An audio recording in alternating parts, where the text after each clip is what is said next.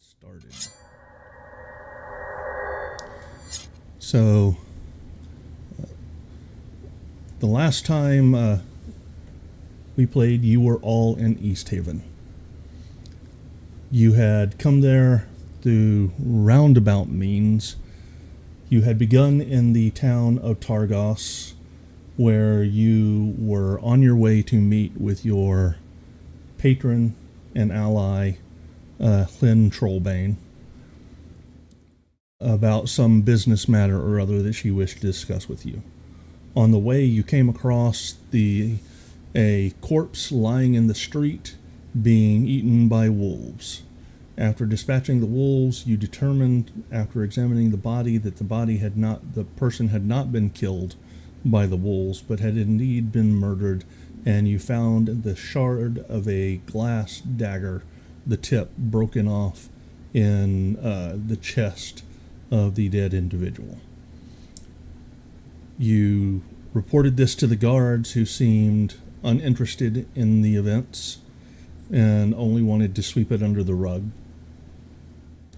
You went on to meet with Hlyn, and she told you that she had encountered this same resistance to investigation in other towns, and that is the reason she had summoned you, is she wanted to hire you to investigate these murders throughout the 10 towns. You did some questioning, and you found out that there had been 3 murders, one in East Haven, one in Bryn Shander, and one in Targos. You also determined that those were the 3 towns that offered up human sacrifices. You further went on to discover that those individuals were somewhat wealthy, and that there were rumors about each one that they had tried to pay their way, or had paid their way, not to be included in whatever lottery or method was used to determine who was going to be the human sacrifice.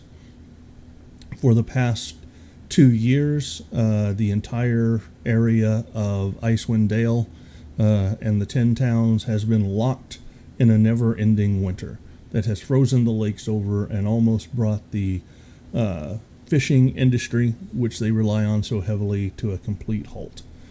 The people are suffering, and the priests of Oral have claimed that the people of 10 towns have offended her, and that they must offer up these sacrifices in order to hopefully appease her, or at least lessen the burden that is currently weighing up on them.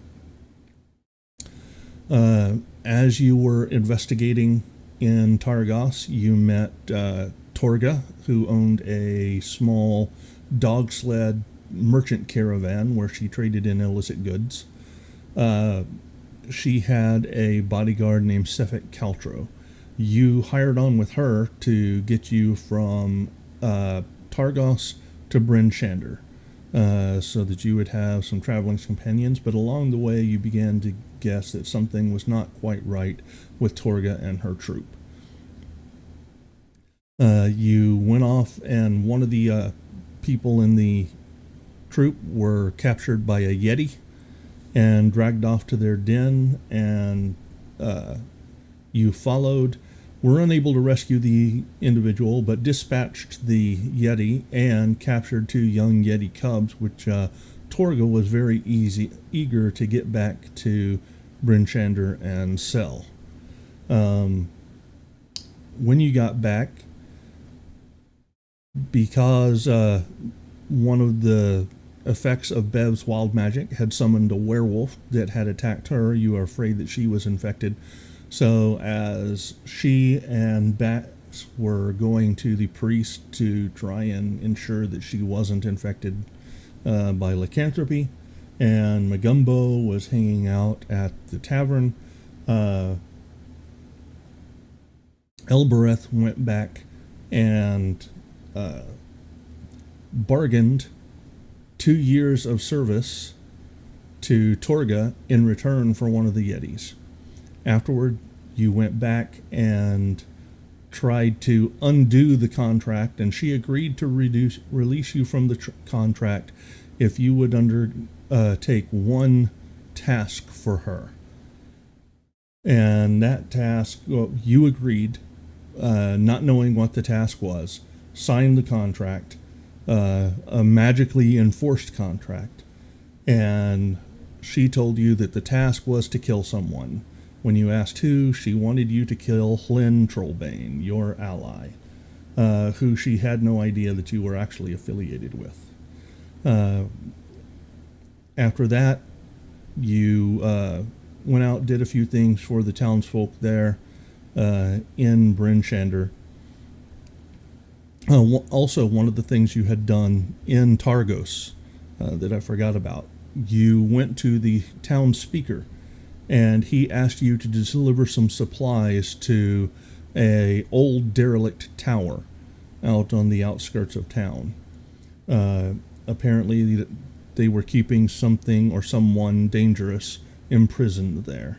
When you got there, you found a very young girl and discovered that Oral had touched her, and she randomly and unconsciously summoned ice mephits that would kill those around her. You were able to defeat the ice mephits, and she then begged you to take her with you, because obviously you could handle her affliction. But you declined and locked her back in the tower with promises to return and get her out. Elbereth later snuck into the speaker's mansion or speaker's quarters and stole the key so that you could return to her at some point and hopefully help her. Back in Bryn Shander, you guys did some asking around about the murders that were going on, and you learned that didn't find out too much about the murders, but you did find out that in Dugan's Hole they were having problems with winter wolves. You also agreed to go and retrieve some casks of wine that had been stolen by goblins. You set out to do that and recovered the casks. The goblins were trying to drag it away on a sled with polar bears.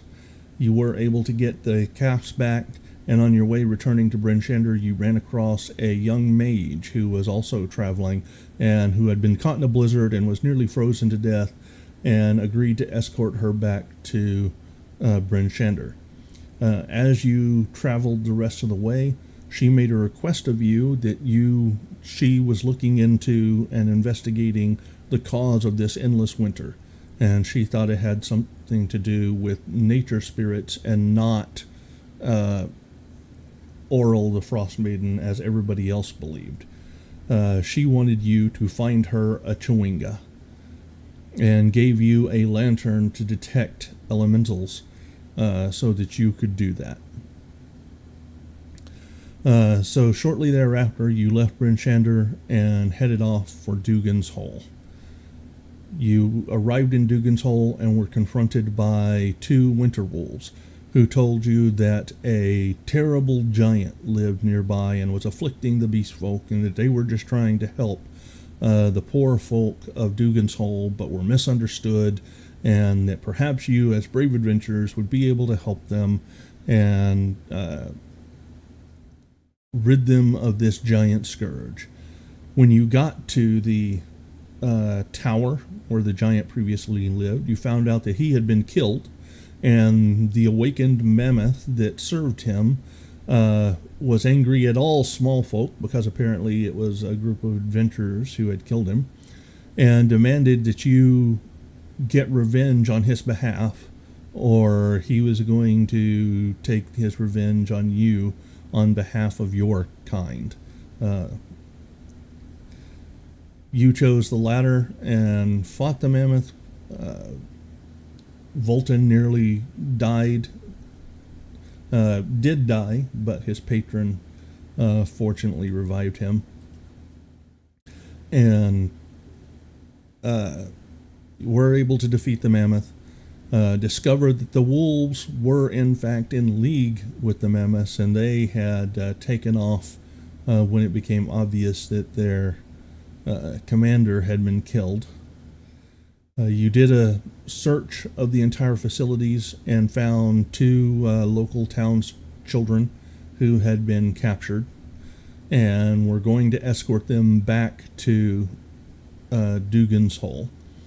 On the way, the two winter wolves were lying in ambush. They waited while you fought some snowy saber cats that were hunting along the road. And while you were still somewhat injured, the winter wolves sprung their ambush, and in the ensuing fight, the two children from the town were actually killed. You did return their bodies to Dugan's Hole. In Dugan's Hole, you found that the entire town had this one old codger that believed himself to have visions, and he would, at these standing stones, meditate, and that would tell him when they were to make their sacrifice to Toril. And they sacrificed warmth, which means that one night they would give up any type of fire during the night. And the entire town gathers together in the town hall and huddles together in the cold to survive the night's sacrifice. They do that once a 10-day. Unfortunately, the guy goes and meditates, and sometimes, if one 10-day ends and another one begins, you might have two sacrifices back to back, which turned out to be the case while you guys were there.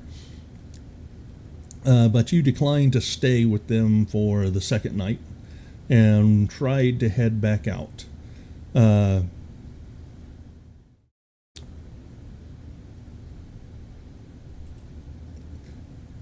You got back on the road and were headed up toward Goodmead. When you came through Goodmead, you stopped in at the inn there, and you found that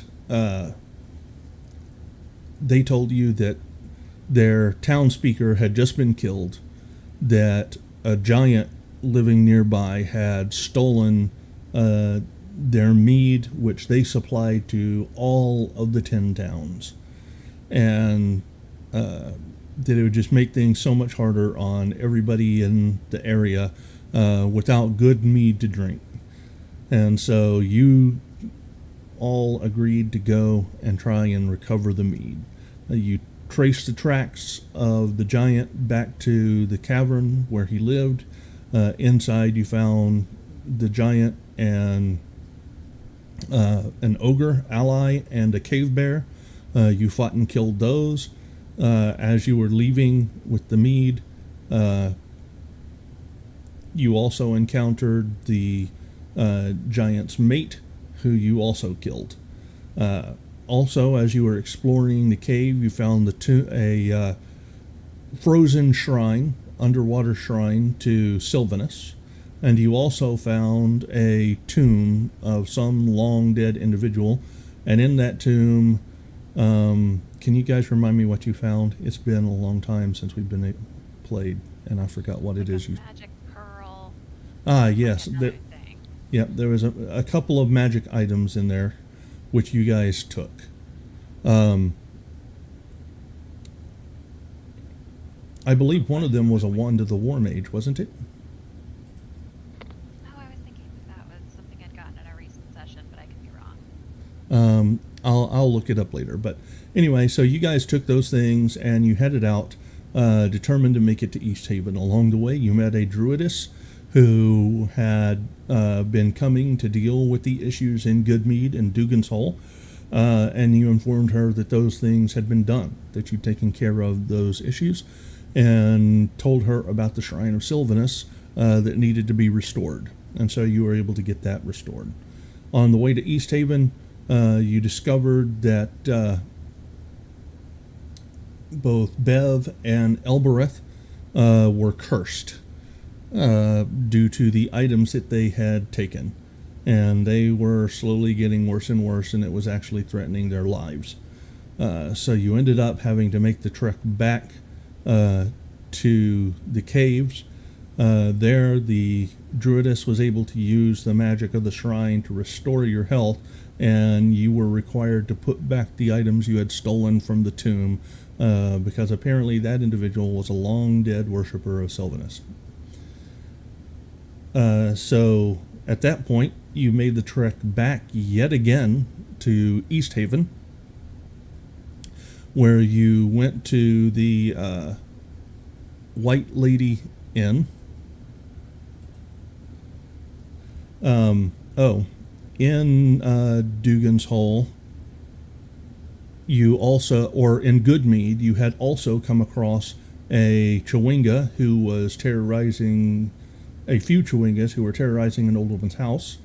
You managed to go and find the Chewingas, track them back into the woods, where you found them imitating a human dinner party and just laughing and having a good time, thinking that people are so hilarious. And you were able to actually befriend them and got one of them to follow Elbereth. In Goodmead, you met another Chewinga and gave him a fox you had freed from a hunter, and so Elbereth was given a blessing due to that.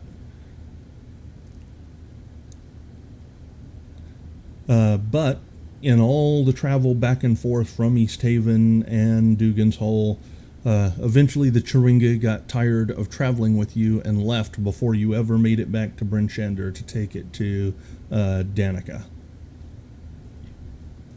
So now you find yourselves in East Haven in the White Lady Inn. While you were there, a halfling came up and offered to do a seance with some of you. Those who agreed went up to his room and they did the seance, and you were given the opportunity to ask some questions of the White Lady. Unfortunately, the questions asked were not really things that she would possibly know the answer to. It was things about your past and not things about the local area or anything like that. And so she got frustrated and angry and shattered all the windows and blasted the room with cold. Didn't do much damage to anybody. It was just more of an annoyance, and you got no answers. After that, though, the young halfling man who performed the seance took a liking to Bev and made some advances to see if she would possibly enjoy his company another evening, which she declined for the time being, but he left hopeful. You did hear about that the captain of the guard was looking for someone to help with an issue that had been going on. You went to speak with her, and on the way to speak with the captain of the guard, you noticed that they had drug an individual out and set up this huge bonfire, and they were offering him up as a burnt sacrifice to Oral. And you watched them burn this individual alive for the sacrifice. You then met up with the captain of the guard after the sacrifice, and she told you that a number of local fishermen had gone missing. She said that 4 fishers went missing on Lake Dinishir a 10-day ago, and that the coastline is hard to sail along because of the ice flows, but savvy anglers prefer it. There are a few competing fishers from the other lake towns there. We need someone to scout the coastline and search for them. As you are doing this, as she's giving you these instructions and asking you to go about this, she says, somebody else has also come to me and offered to help in this endeavor. I did not catch your name, good sir. And she looks at Jadar. Is that pronounced right? Jadar. Jadar. I turn to her and I go, my name is Jadar Rahadir. Pleasure to make your acquaintance. Can you hear me? Likewise. Yep. Oh, yes, excellent. Oh, Oh, you guys have been through some shit. Actually, Dave, I missed most of that. Could you go ahead and do that again, real quick? Okay, I'm back, guys. I'm kidding. So currently, where are we? Just a quick. You're currently speaking. You're in the road after this ceremony had taken place. This sacrifice to Oral. They had killed the burned this individual alive, did the sacrifice. The crowd was dispersing, and the captain of the guard was about to leave. And you guys kind of went up to her and asked her about this issue that she was looking for people to deal with. Is this? I turn to one of the people that I'm around. I simply ask, is this a normal occurrence here? This is shocking even by Kalimshan standards. Yes, so Icewind Dale has been completely cut off from the mainland for 2 years. So Okay, yeah. you've probably been around a while, and you realize as you've gone from town to town that different towns offer different types of sacrifice to Oral. Some of them do offer human sacrifices. Wow. All right. But she will tell you that this individual is a wizard that had committed crimes upon the Dale folk. And since he was a criminal, they have taken, instead of sacrificing some innocent in the name of Oral, they use that as their means of execution. That is certainly a form of justice, I suppose. Excellent, excellent. And do I see the rest of the group around? Yes, she's introducing you guys, Got it. you to them. Got it. Okay, good. Yep. Good. I turn around to the rest of the group. You all do appear to be rather hardened to this weather and this climate. Um, what exactly is your business around here?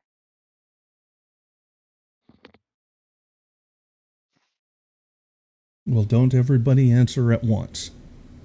I'm just giving you 10 seconds until Bev starts making up why we're. So unless someone else wants to talk. Yeah. I don't think anyone gets used to this weather, but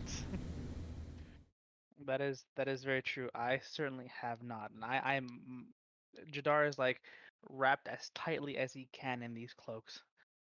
His tiefling horns look like they're about to sprout icicles. we seem to be doing odd jobs and such here lately. Yeah, it's kind of a gig economy, you know? Now, as you are speaking, Elbereth taps Bev on the shoulder, and you see that her face, normally pale, has gone completely white, as if she's terrified of something. And she says, I have to go. I'll catch back up with you guys. And she darts off into the crowd. You're just gonna leave me with these?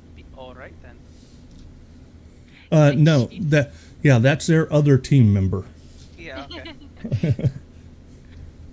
Can I chase after her? You can try, but you being a halfling and her being an elf, she is much faster than you.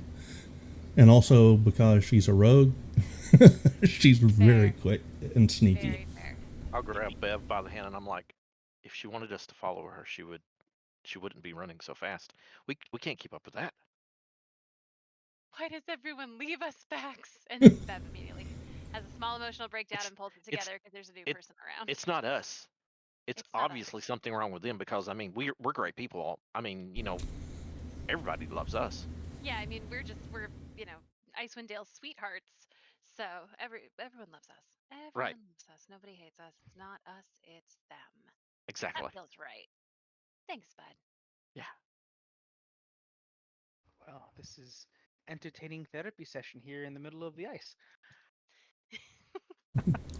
Um, Perhaps we should go somewhere a bit warmer and discuss this gig Yep. economy. And Captain Arlagath says, well, the sooner you find those fishers, they could be freezing to death out there for all we know. What direction are they in? Up along the coastline. Well, that To the sounds north. like what we need to be doing now. I don't suppose anybody would potentially have a rough map of the area. I really haven't focused too much on that. Anybody know exactly? Oh, yeah, I kind of need to share the map with you.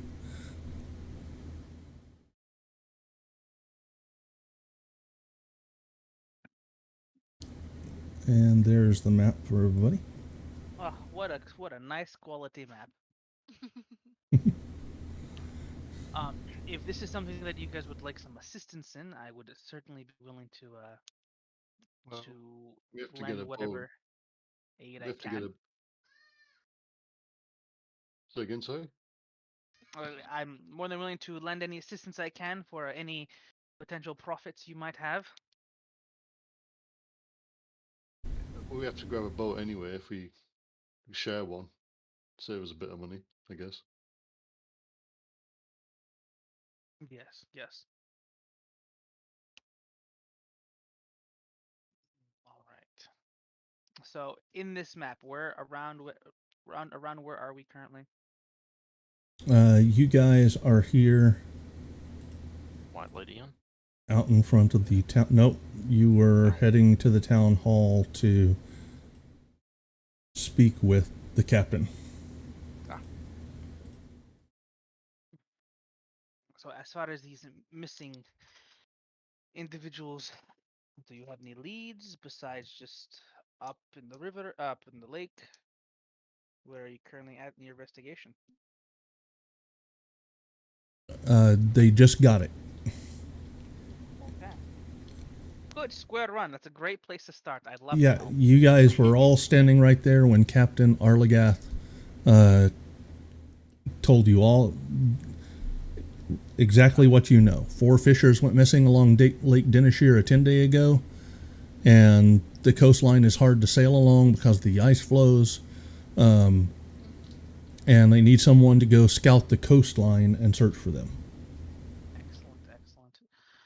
Excellent. And seeing as I've been here for at least a couple years because you can't leave, um, if someone were to go missing in these weather conditions, how long would a reasonably fit person have to last? The fishermen, since they are in cold weather gear and generally take supplies with them and have possibly fish that they have caught that they can live on, they could easily last a couple weeks. If they got dunked in the cold water or caught out in a blizzard with no shelter, or separated from their food supply, hours. That's not good for the personal constitution. Right. Well, like I said, I'm more than willing to help you guys out. As you guys have appeared to already be working together here, simply lead the way and ask me anything if you need. We are one short. Oh, five rounds out of very well.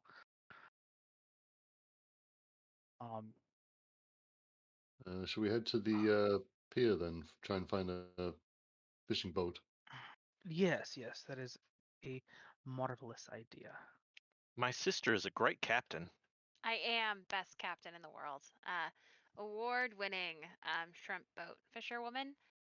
Just real talented at all things nautical. Thumbs up.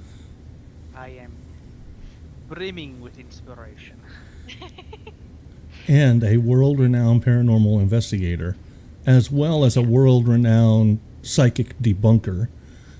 Mm-hmm. Yep, accurate. Very beloved politician. And award-winning dog sled operator. Yep.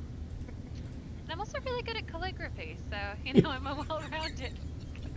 Well, then Your shelf must be buckling under all those awards. It truly is. If I wasn't homeless. All right, let's find a boat. All right, you make your way down directly away from the town hall to the docks, and looking out, you see almost all of the boats are stuck in the frozen lake.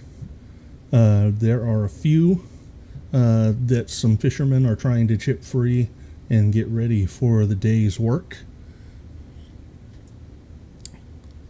But it doesn't look like there are too many available. That looks like quite a bit of back-breaking work. So, who wants to start shipping? Are there just free boats for the taking? It's like, and if you can chip it free, it's yours, or is this like, oh, we'd be stealing someone's boat and we need to ask for one? You would be stealing somebody's boat. All right. Technically speaking, if we return it, is it considered stealing? I think that's just pawning, so that sounds reasonable. What are the general sizes of these boats? Is it something that Everything that could... from larger vessels with sail masts and sails to just common rowboats. Now, when you recommended a boat, what size boat are we looking for here? There's obviously quite a bit to choose from. Obviously you are a world-renowned sailor and fisher woman. Yes, indeed. Thank you for recognizing it.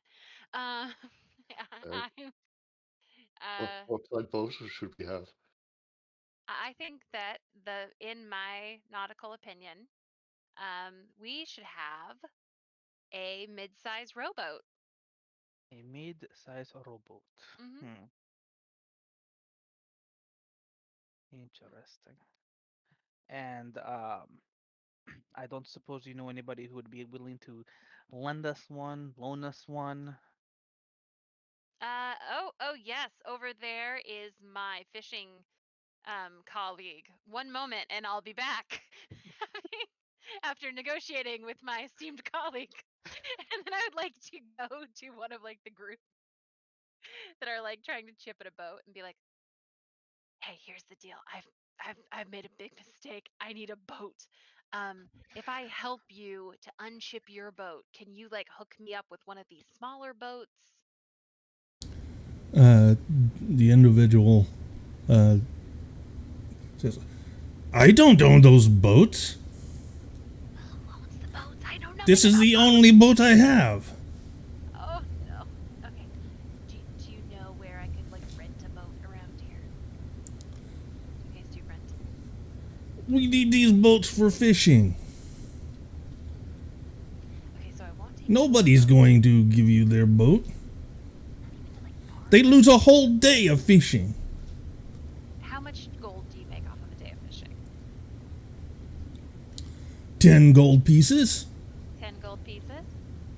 Okay, so if I paid you perhaps 10 gold pieces, could I rent your boat for a day? You pay me 10 gold pieces for my boat. Make it 20. I don't have 20. I don't know, you come back. Fair. Okay. What if you go with us? You give me 50 gold, buy my boat. 50 gold to buy the boat. Okay, all right. Hold on 1 second. Here's the deal. No matter what happens when I come back with my friends, I need you to refer to me as esteemed commander, okay?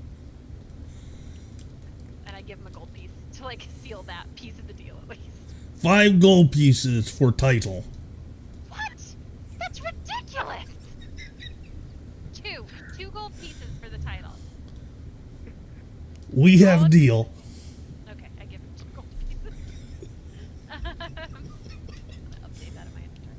I go back and I say, listen, okay, he is going out of his deep respect for me. He is going to let us use his boat. But due to a very old fishing superstition that it would be offensive for you to ask further questions about, we do need to give him 50 gold. I Uh, after those dogs we bought, I'm pretty wiped. Oh, I forgot that we bought dogs. Yeah, I don't have any money either, sis. Just some copper and silver. Dang it. Okay. I simply have forgotten how expensive traditions are in this town. They are very expensive. All right. Well, maybe we should all go. Let's just all go talk to him, and see what he has to say. I mean, And I, per, perhaps I'm missing something here, but with such clout with the local fishing mhm, people, can you mhm. not just command him to give you the boat? I can, but that would be an abuse of power, and that's not what we're about here at East Haven. Clearly, Yeah. clearly, yes, yes. Yeah. I suppose one must follow the chain of command in such matters. Yes, it's very important. I like wave to the captain of the ship and like give him the little like hand signal, like, "Hey, yell something about me being the commander." He yells, "You going to buy boat or what?" No, we're not gonna buy your boat, Kyle. And then I turn around, walk off. Okay, so we're gonna need to probably either rent another boat or like maybe take the dogs along the coastline. What are everyone's thoughts on this? Yeah, why don't we just do the dogs along the coastline? Okay, When yeah. when you say dogs, Mhm. are these big dogs, sledding dogs, Yeah, they're sledding dogs. Mhm. sledding dogs? I'm assuming you have a sled that goes with them. Mhm. Yep. Oh, that is excellent, excellent. I think that is a great idea, considering that commander over here cannot procure one of her own vessels. Bax, can you fill him in on what my whole deal is? Because it's too embarrassing to do it myself. I do it later when you're not Okay. around. Thanks, bud. Yeah. Mhm. I guess if we are going to take the the dogs up and down to the lake, I guess the only real question is, do we go left or right?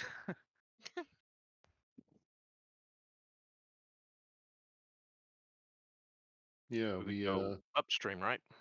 Mhm. Yep. I'm upstream. That would be to the right, I think. I will simply go where the group goes.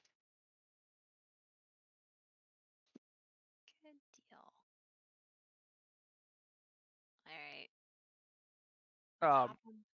General question: as someone who's been here for chapter for 2 years, I would know what the general dangers are of leaving the enclosed cities, right? Mm-hmm.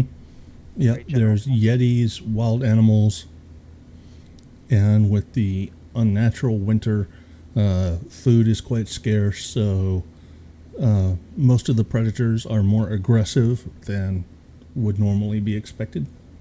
Excellent, excellent. Um, And a surprising amount of those animals seem to talk. You guys have encountered a lot of talking animals. We have attempted to adopt literally every one of those animals. All right. um, yeah, So you're heading up the coastline, correct? In your sleds. Mhm. Yes. Are provisions wise, are we well stocked? Should we gather some more supplies? Um, it would be good if you got enough to get you there and back. How many days up the short line are we going to venture? You can probably get up there in a day. Get up there and back, All right. unless the weather turns, in which case you might be out overnight. Very well, and I have a day's worth of rations according to my inventory. Mhm. So that should be good so long as a storm does not come in. Excellent. Can I quickly like sell some these 4 manacles I've got, and then buy some cooking Mm-hmm. materials plus rations. Yep.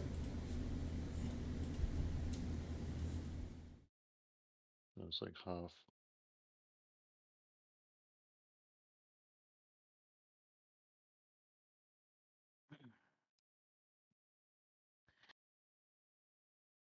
Well then, out of curiosity, how well armored are you all?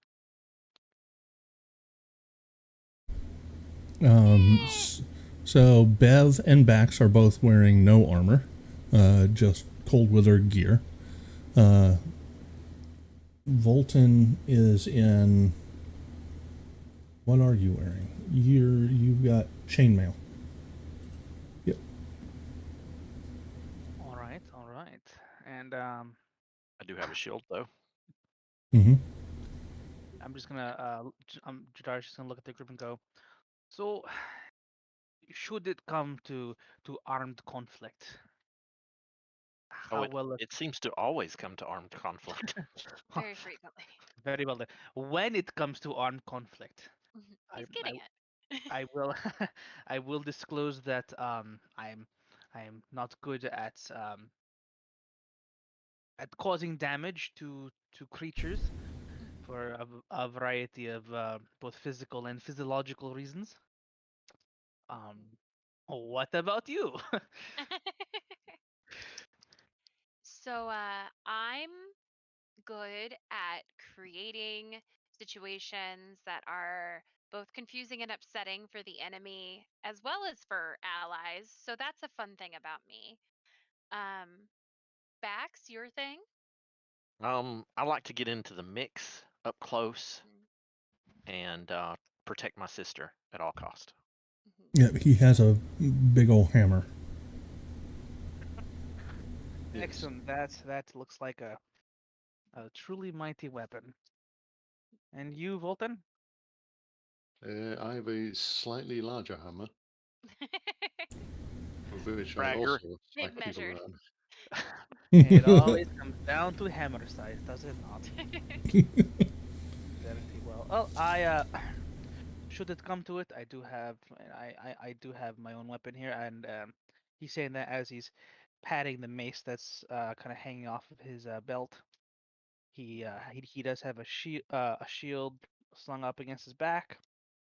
Mhm. Um, and should the gods be courteous this day, I should be able to handle any minor injuries that could potentially arise. Good deal. Honestly, that's an area where we have been struggling recently. I low key sold my soul to a unicorn so that I could sort of help with that, but it is not covering our bases. You sold your soul to a unicorn. Sorry, what? You sold your soul to a unicorn? What? I didn't even know you could. I honestly forgot that you could do that in D&D. Um,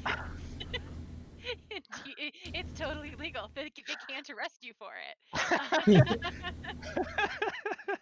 um, all right. Well, that being said, up close you said. Yeah, up coast. Very well. And I mean, based on this map, I can't imagine it takes us very far to get out of town, right? No, it does not.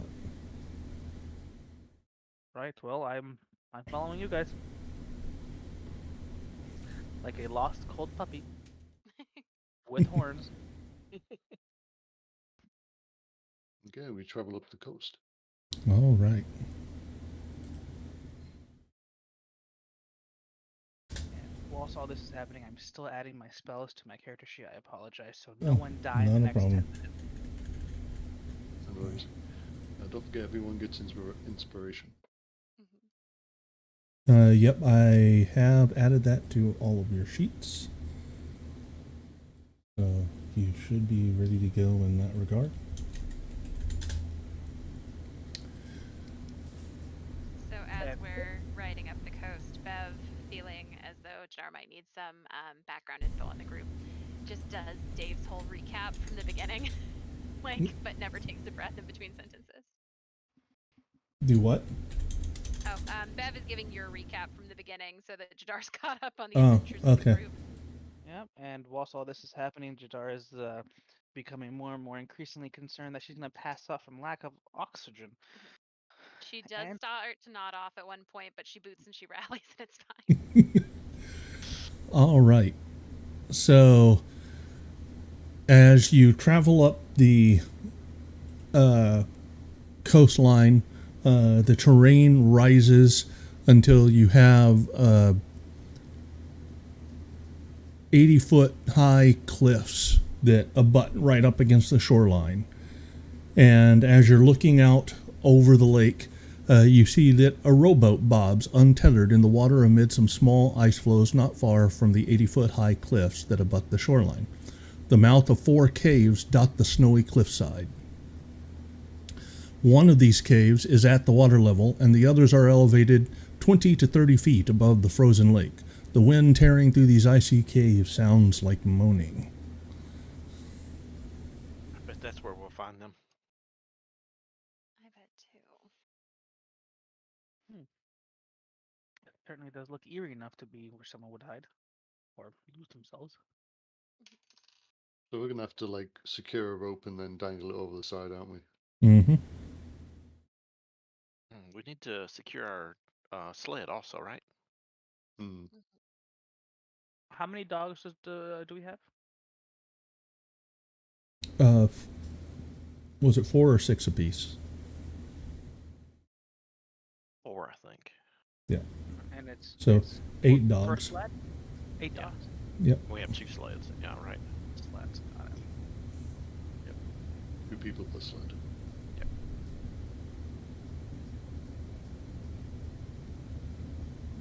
So we'll get all that secure, Mhm. and we will. And you said it's 80 feet down? We're gonna need to tie Yeah. 2 pieces of rope together, I think, because I've only got 50 feet. Oh, good. I was wondering how we were going to get that much extra feet out of our rope. I was wondering if we should cut it in half and then we would have 2 ropes. Oh, that's really good. That's really good. But I Or like not your good. idea better. Okay, I will tie my rope to whatever other piece of rope is presented. All right. So, like I said, there are 4 openings. As you travel around the cliff to get above, so you saw looking out, there's kind of a bend in the river, so you see the side of this cliff with these 4 cave mouths and this boat bobbing off of it, and you have to walk around that bend because you're on the shore and get above the caves. Which of the 4 cave mouths are you wanting to try and enter? Oh, so there's caves up on our side too. Or No, are you saying down on the no. down at the bottom of the cliff? Down at the bottom of the cliff, there were Okay. 4 cave mouths that you could see as this cliff bends around. The river makes a wide bend, and you're on one side of this bend, and it kind of makes a U shape, and you could see across there another cliff with 4 cave mouths. One of them at the water's edge, the other are about 20 to 30 feet above it, and there's a boat bobbing not far from that. I would say the one at the water's edge, right? That would be this one it looks like they probably went into. I would be willing to start there as well. Same. All right. I'll tie the rope off, and then I'll be the first to climb down then, if you want. All right. I apologize. How far down does it look like we have to climb? 80 feet. Oh, that looks like it hurts if you fall. I'll do that. I do have pittons if needed All for right. climbing. The cliffs are quite jagged, offer plenty of handholds, plus you have the ropes. So you are easily able to descend the cliff face and make it to the entrance to the cave.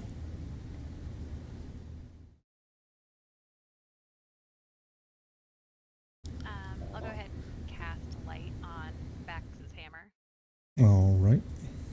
And I am likewise going to cast light on my mace. I would like to take out one of my torches and light it. Okay.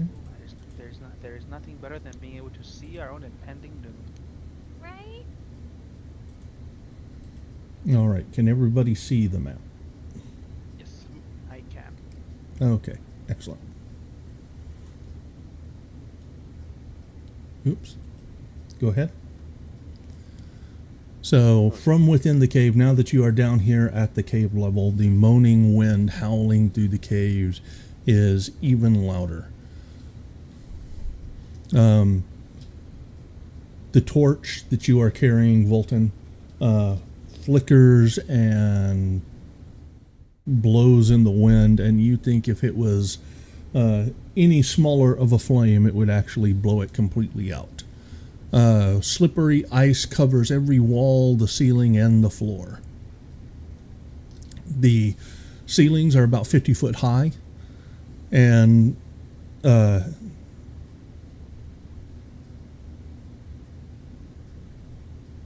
it is very, very cold.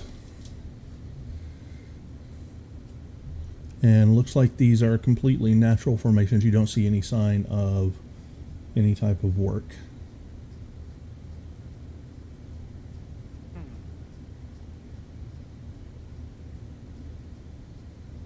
It's weird when I click on my token to move it, everything is black. Same for me. And I have to Okay. unclick. All right, so that's their new vision settings, and I've got to figure out how was it that I enabled was able to put lighting on you guys.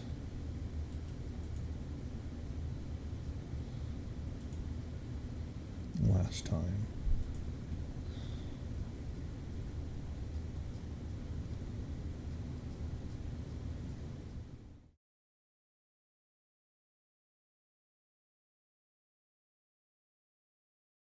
Okay, visibility.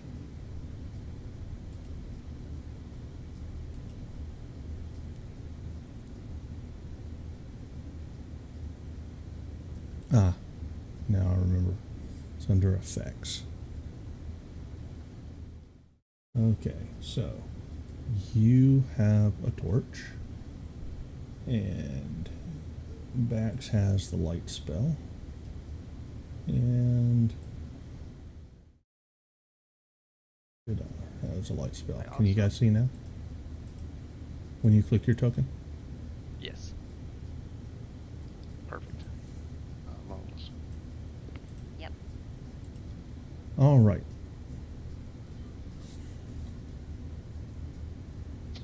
Sorry. Clicked the wrong thing. All right. So you begin making your way through this frozen river of ice. Are you coming? Yep. Hey, there we go. Just gonna whoop, right there. Okay.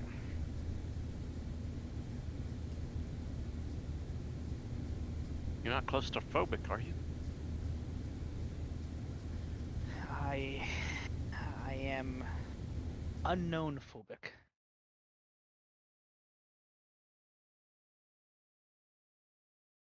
As far as the actual like our surroundings, do I notice any clearly visible like claw marks or anything that would clearly indicate a creature?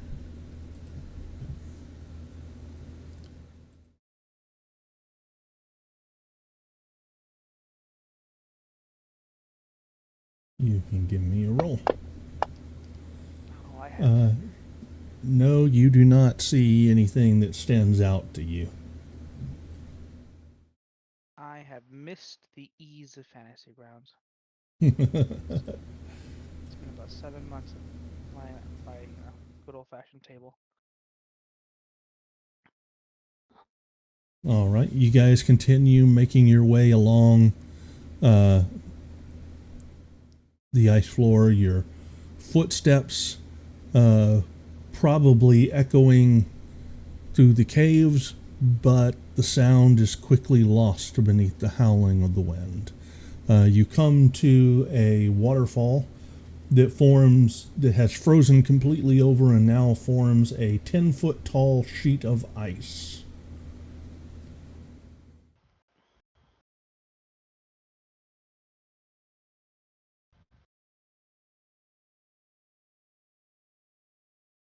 Well, that is most inconvenient. Are we on the high side or the low side of it? You are on the low side. Okay. Bolton, do you want to give me a boost? Sure thing. All right, How high up did you say it was? 10 feet. 10 feet. All right. I'll drop a rope down and secure it with a piton Okay. for anyone that has troubles climbing up to help Right. assist them. I will certainly use that rope. All right. Same. All right. For those using the rope, you can make an athletics check with advantage. Is there For any way those- to do acrobatics? Nope. For those not Fancy using, climbing? for those not using a rope,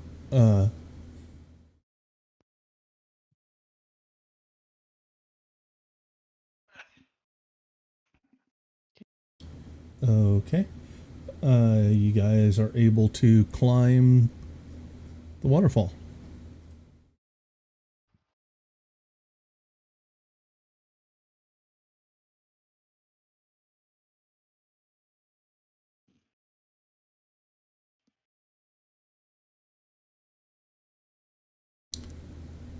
From there, you see that there's a slight ledge. For Volton, it's no more than a large step up, Volton and Jadar, about waist height for the halflings, into I'm gonna collect my a rope. natural stone tunnel. I'm gonna collect my rope and piton before moving on. All right. I figure it'd be easier getting down than Mm. it was coming up.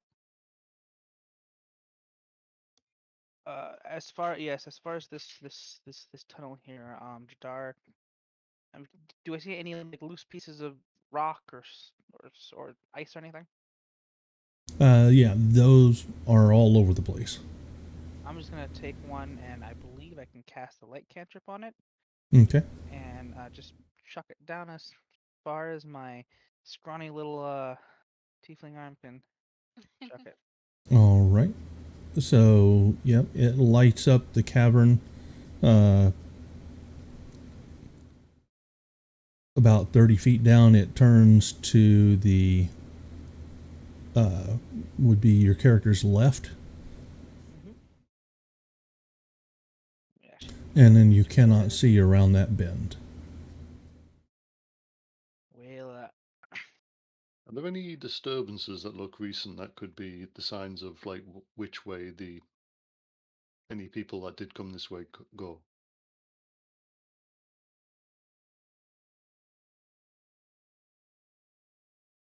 Do this. Hello? Yep, I am bringing it up now.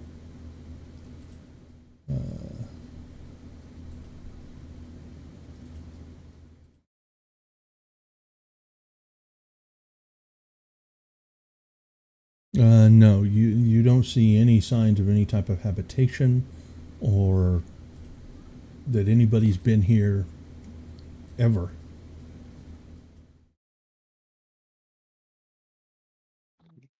well, based upon that intriguing analysis, should we continue to go down these tunnels, or should we go into another one that perhaps has more sign of life?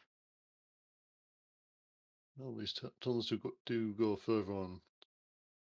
Oh, look. Yeah, you do, Bolton, think that due to this being frozen, the water, and it's just a natural stone corridor, there wouldn't be too many signs if somebody had walked across it. It's going to be very hard for you to tell anything about this terrain. Ice is hard as stone. Should we try the stone corridor? Because if I was trying to seek shelter, I would want to get off of the ice. Yeah, I think that makes sense. I would They tend to help. agree. Help the little fellows get up. Please, by all means, you first. Thank you.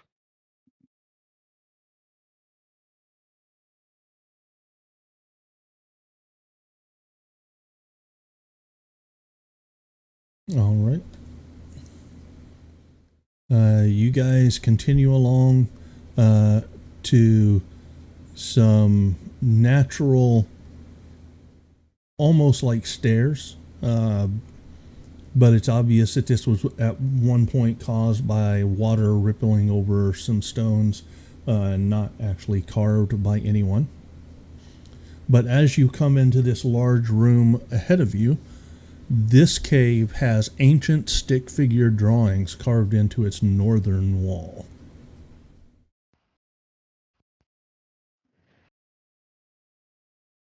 Go take a look at those. Yeah. Oh, sorry, that's wrong. I read the wrong room. I apologize. There are no carvings on that wall. Come on, guys. Those Wrong aren't one. stick figures. Those are clearly. Yeah, walking as down. you get closer, you notice that what you thought were stick figures are just cracks in the stone wall, caused by once dripping water that has now frozen. Bev, who had immediately started to try to sell herself as a renowned art critic, is like, yes, this is from the artist's naturalism phase, where they just kind of let the Yeah, cave do what hold it on, wants Volton. Please stop moving. Yes. Yeah, because as you guys were approaching that tunnel, something happens. One might even call it geo-chic art. Exact. He gets it. He gets it. I like this guy. Yeah, so as you approach that tunnel, you do notice that frozen there in the ice, covered in a sheet of frost, are, as you kind of dust it off, you see very large bones. When you say large, are you? Do you mean like big bear large or like large? Very large, humanoid large.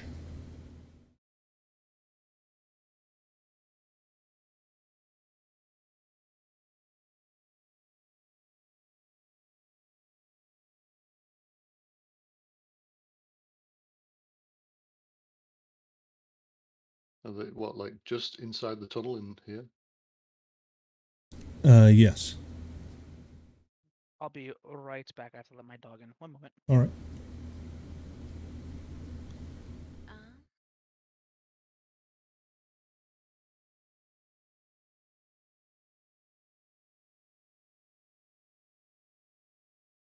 What do you reckon? I feel like these bones are going to attack us.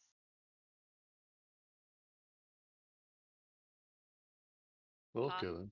How about on the count of like 3, we all attack the bones at once? Bolton, that is the best idea anyone has ever had, and I super agree with it. Yes.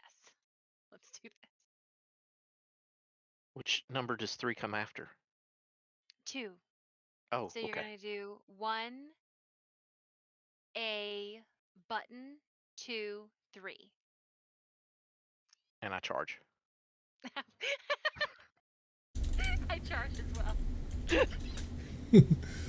As she says 3.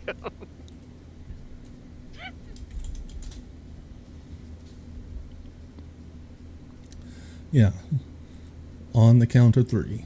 4 shalt thou not count, neither count thou 2, excepting that thou then proceed to 3. 5 is right out.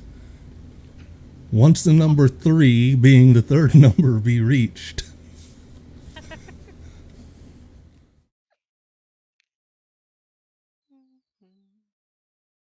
It's such a great movie. It is.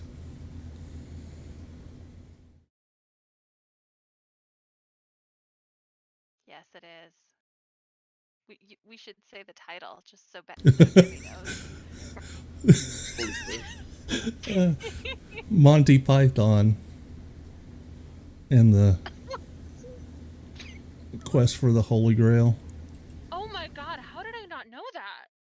Yeah, the Holy Hand Grenade of Antioch. I like how you thought I was the one that didn't know it. Yes, for Jimmy's benefit. Let's please Yes, tell for him. Jimmy's benefit. I've watched that movie like 100 times, but it's been like 15 years.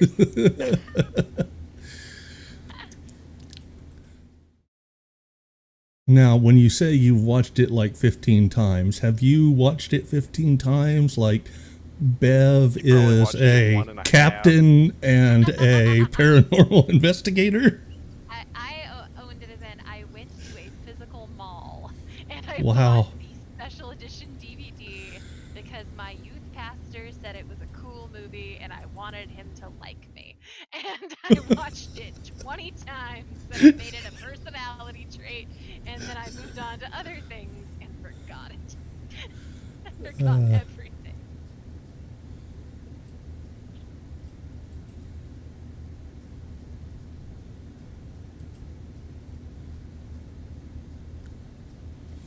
Since he's got to walk his dog and we've been here a bit, let's go ahead and take maybe a 10-minute break. I want to go pop some Alright. popcorn. Yep. Back in a bit.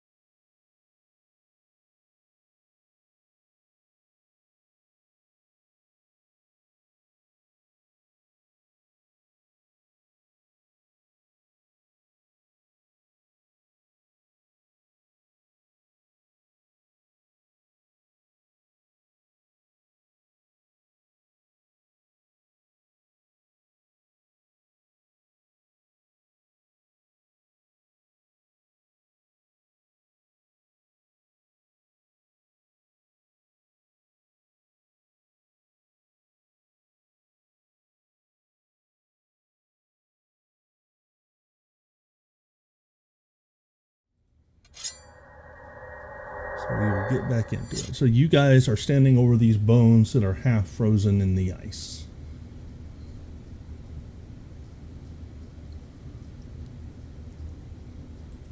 Well, so they're in the ice below us. Part of them are sticking above. Oh, okay. Can we make out what type of creature it is?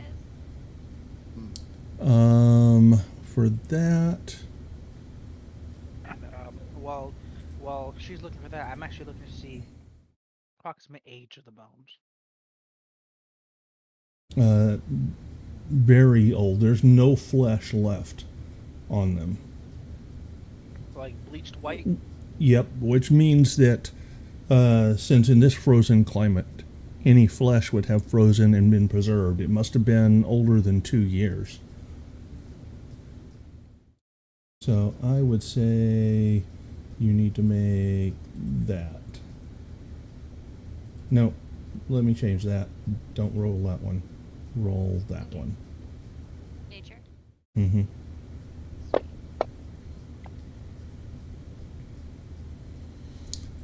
It is quite obviously the bones of a dwarf who was suffering from some kind of gigantism deformity.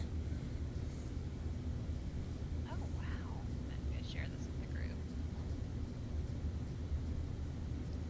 Really? Cool. Do you think the floor is safe to walk on, or like it broke through and trapped him here, or formed around him? I don't 100% know. Wait, so a dwarf suffering from gigantism? Mhm. Wouldn't that just make the dwarf a regular person? Bev shakes her head very slowly and sadly. Absolutely not. Absolutely not. Can I try like you like just using like either a sacred flame or like a create bonfire to like melt the ice around this skeleton, or is it too deep Yeah. in the ground? Yeah. Okay. Yep. So you carefully summon fire around the skeleton, leaving it lying there on the ground. You guys think that this thing is probably around 15, 20 foot tall. Uh, Big, thick, strong bones. Obviously, it was a very muscular individual. And now, freed from the ice, a hand reaches out to try and grab Bev, the one closest to it. I freed you. Why are you doing this?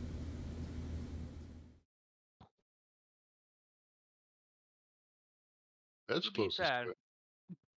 Yeah, she was Chad, trying to thaw it all out. Maybe it's just trying to shake your hand and say thank you. if you woke me up from a 15-year slumber, I'd be pretty pissed too. Let's see. So let's go ahead and reveal that. Ah, yes. So this is how I TPK this party. That was not a dwarf.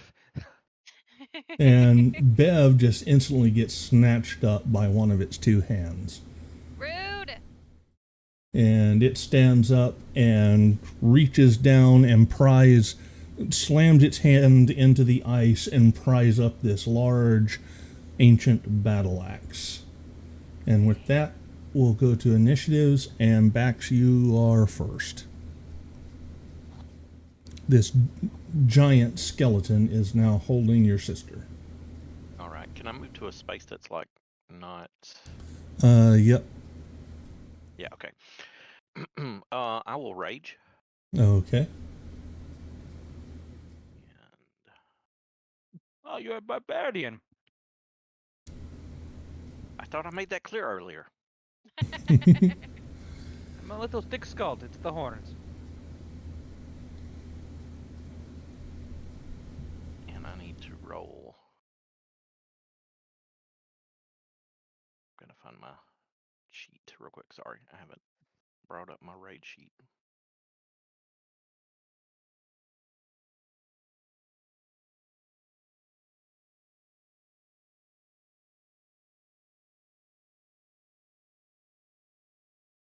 Okay, so Yes, shadowy tendrils lash around you. Each creature of your choice that you can see within 30 feet of you must succeed on Constitution saving throw, or take 1 to 12 necrotic.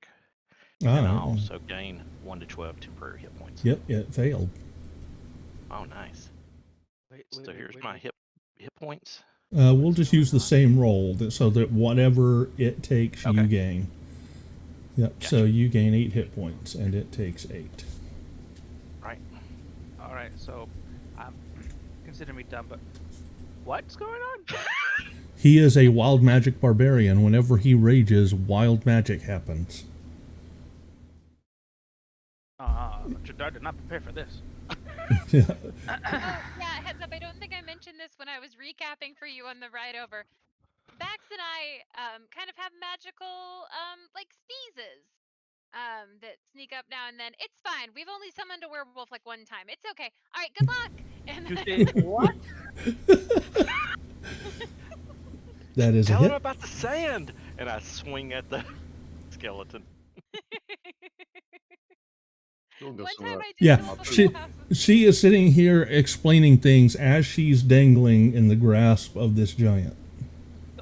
Stop Like- talking. Start Yeah, fighting. you hit it, and surprisingly, the bones are quite brittle, and just shards of bone break off and spray across the floor with every blow of your hammer. Awesome. Okay, that's my turn. Let me pass the baton on. Volton. Okay, I'm going to bonus action curse it, hex it even. Mm-hmm. So it's for me. Hex's strength.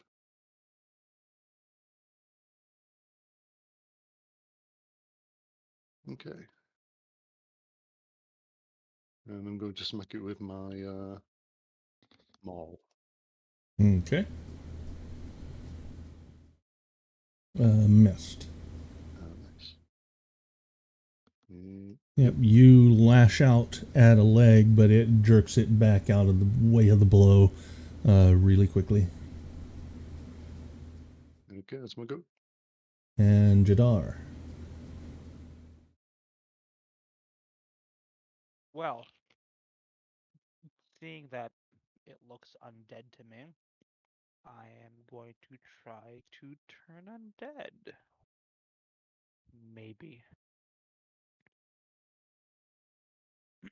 I just Mhm. dropped the save over the token, right? Yes, you can do that.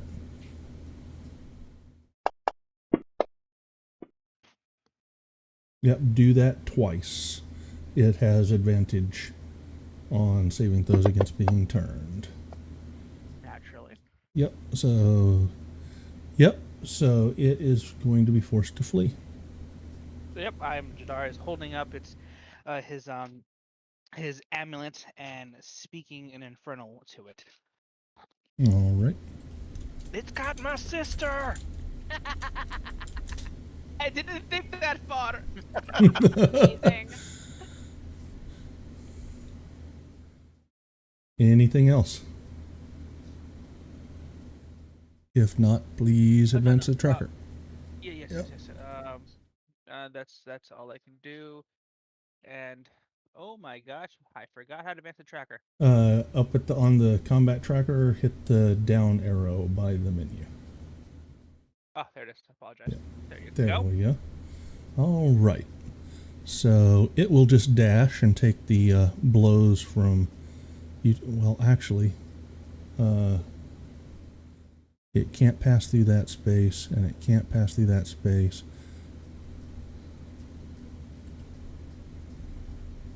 Let me look something up. Just curls up in the fetal position. That'd be a good corner for it to sit in over there.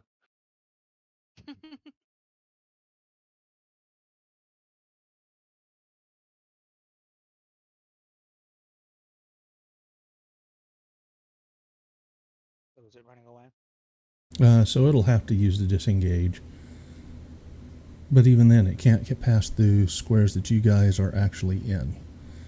So it will move up here and take the dodge action. And I'm assuming it's still carrying. Yep, it is still holding her. And Bev, Mm-hmm. you take Pride in my work. Yes, thank you. 16 bludgeoning damage Jesus Christ. as its icy bone digits dig into your flesh. And that is its turn. That one. Bev. All right, we're gonna bonus action hex this mother. Mm-hmm. I've already done its strength. All right, I'll do its dex, and then Yep, don't forget to place the effect on the concentration on yourself. okay. There you go. There we go. Or no, I'm doing damage on myself now. No, that's so. When you do damage, you'll get the extra d6 necrotic. Right. Okay. Good deal. Good deal. Okay, and then I'm going to use a sorcery point to quicken spell. And then, or no, I'm not going to do that. That wouldn't be relevant in this situation. Okay, yeah, so I have bonus action hex stem, and then I'm going to Eldritch Blast him. Okay. Ooh, does a crit hit? Yeah.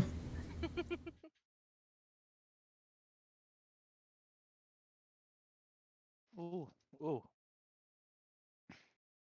Alrighty, yeah, that hurts! And then that'll be my turn. It's still alive? Yes, it is. Like a few ribs blew away, but Bax. All right. I will step up and attack. Okay, go ahead.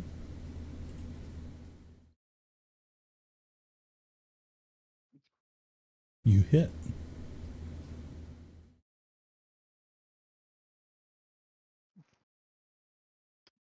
All right. And that will be my turn. Again, shards of bone splinter away as your hammer slams into it. Volton. Okay. I'm going to charge up to it. And I'm going to use my inspiration. Okay. Get advantage on this.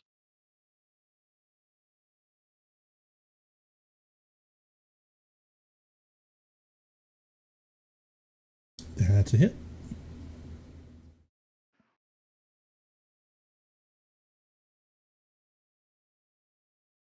And as you Bax hits it in one of its legs, and it kind of crumples. The leg breaks off at the knee, and it crumples to one to kneeling position. And how does it die? Bolton sort of comes in, swinging the large maul like a baseball bat, and then knocks his head clean off. All right. And with that, Bev tumbles and kind of rolls across the ground.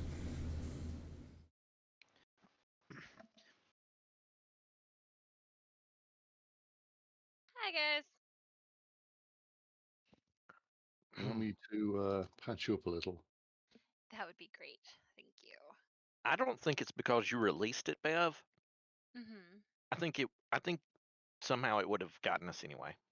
I agree. And also, that was the biggest dwarf I've ever seen. So, something to consider. Thanks, Fulton. No worries.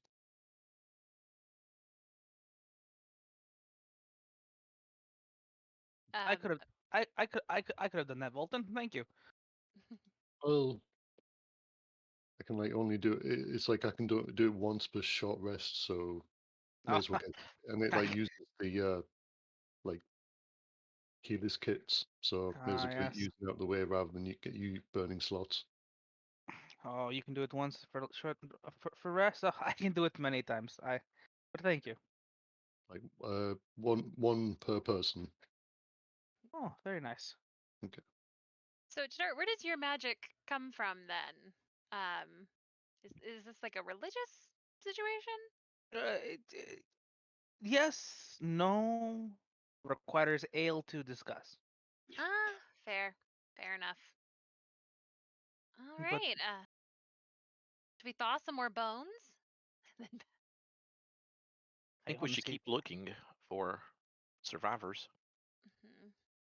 do we really think they've come this way? I mean, if Yep. So if the she, corridor there splits off,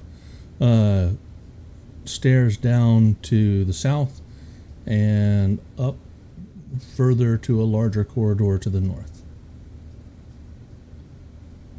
North. Yep. You see, there's a drop off there, but there are stairs down, another passage down to the south. Maybe we should go south. Um, Seems to go deeper in. Yeah, stay at the stairs. Yep. As you approach that corner, you see a faint flickering light dancing on the walls. this does look quite promising. Move on to the stairs. Come on, Bev. I'd like to take a look at the flickering light just real quick, if that's possible. And It looks like firelight dancing on the wall. seeing this, Judge is gonna go. Hello? Does anybody need rescuing? Yeah? Who's there? Ah. Hello. We have been contacted by the local constabulary. Visitors? I didn't even do my hair. You see a spindly old woman stirring a bubbling pot. Not particularly appetizing smells coming off of it. So perhaps she's not that great of a cook, but it does look like she is in the middle of cooking dinner. This isn't Oh. like that soup from like in Conan in that giant pot that's got like bits of human people in it. Is it? I'm sorry, ma'am. We were looking for some fishermen that had got lost. Oh, my dear, do not worry. Your hair looks rather radiant in this stone light. Oh, you flatterer! What can I say? We all have our gifts. Well, I was not expecting company, but I have a lot of food. Would you like to join me for dinner? What kind of food is it? I am making a hearty stew. I call it fisherman stew. It's people, isn't it? Oh, it's like a special, really beloved by fishermen. Oh, yes. May I like make an insight check to see what that soup is made of? You would have to get closer and investigate the soup. Fishermen. It's people.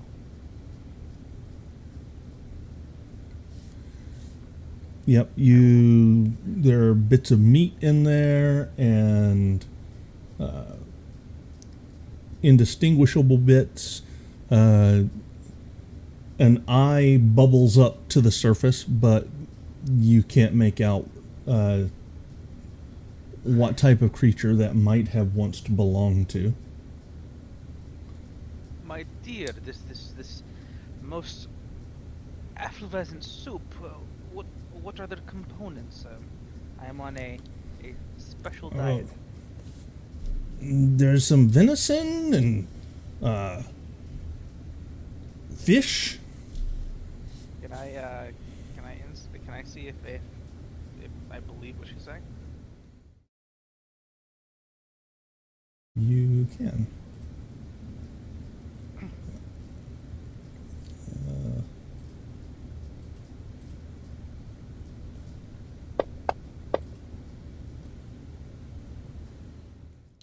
She seems to be a truthful old woman.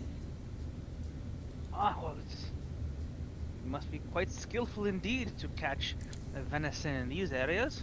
I certainly would not Oh, allow myself to. occasionally some of the local tribes, Uthgart barbarians, bring old Maud some goods. Well, then who am I to pass up such a hot meal on this? Would you like one of the eyeballs? Those are especially tasty. Absorb the Perhaps- spices. Perhaps just some of the venison for now. I am not one for ocular flavors. All right, give me a percentile check. Percentile roll. Percentile roll. I say, what did you do that for? Just Right click on the D10 yep. and then percent. There Yep. you go. Bev pulls out a notebook and reads down ocular Yep. flavors. She reaches in and pulls up some thin brownish water with bits of meat floating in it and scoops it into a crude stone bowl and hands it to you. Ah, thank you. I'm just going to let it Well, what Let it cool brings a down. handsome man like yourself out into the middle of the wilderness in this terrible weather? It would appear that some of the local fishermen have lost their oar and are not able to return back to town. That So is I- terrible. It truly is. It truly is. I am Maud Chiselbone, and you are? You may call me Jadar, my dear. And this is a group that I have recently found. And believe it or not, there's a person of renown here. Pointing at Bev. Mm-hmm. Yes, Hmm? she, and I pull out a notebook and I flip to the page to try and keep track of what I told people I was. I am a Michelin star chef. Oh, then Yes. would you care to taste my stew and give me a critique? I would love to, but unfortunately, I am fasting today. Bev, sometime you must please tell me where this Michelin is, so I can visit it one day. Yes, it's very good. It's outside of Icewind Dale. It's in Waterdeep. Yep. Okay, yeah, but no, I am on a cleanse, so I unfortunately cannot eat right now, or else I would. I just don't want to throw the whole system off. You know, it's like once you've been on broth for a couple of days, you really get into broth mode, and throwing anything else into the mix is gonna. Would either of you, handsome young gentlemen, like a bowl of stew? It is cold out. Warm your insides it will. While she's doing this, can I just take a closer look at my stew? Now that it's in the bowl right in front of me. Mhm. And just what can try to gauge what's in this thing actually, if anything.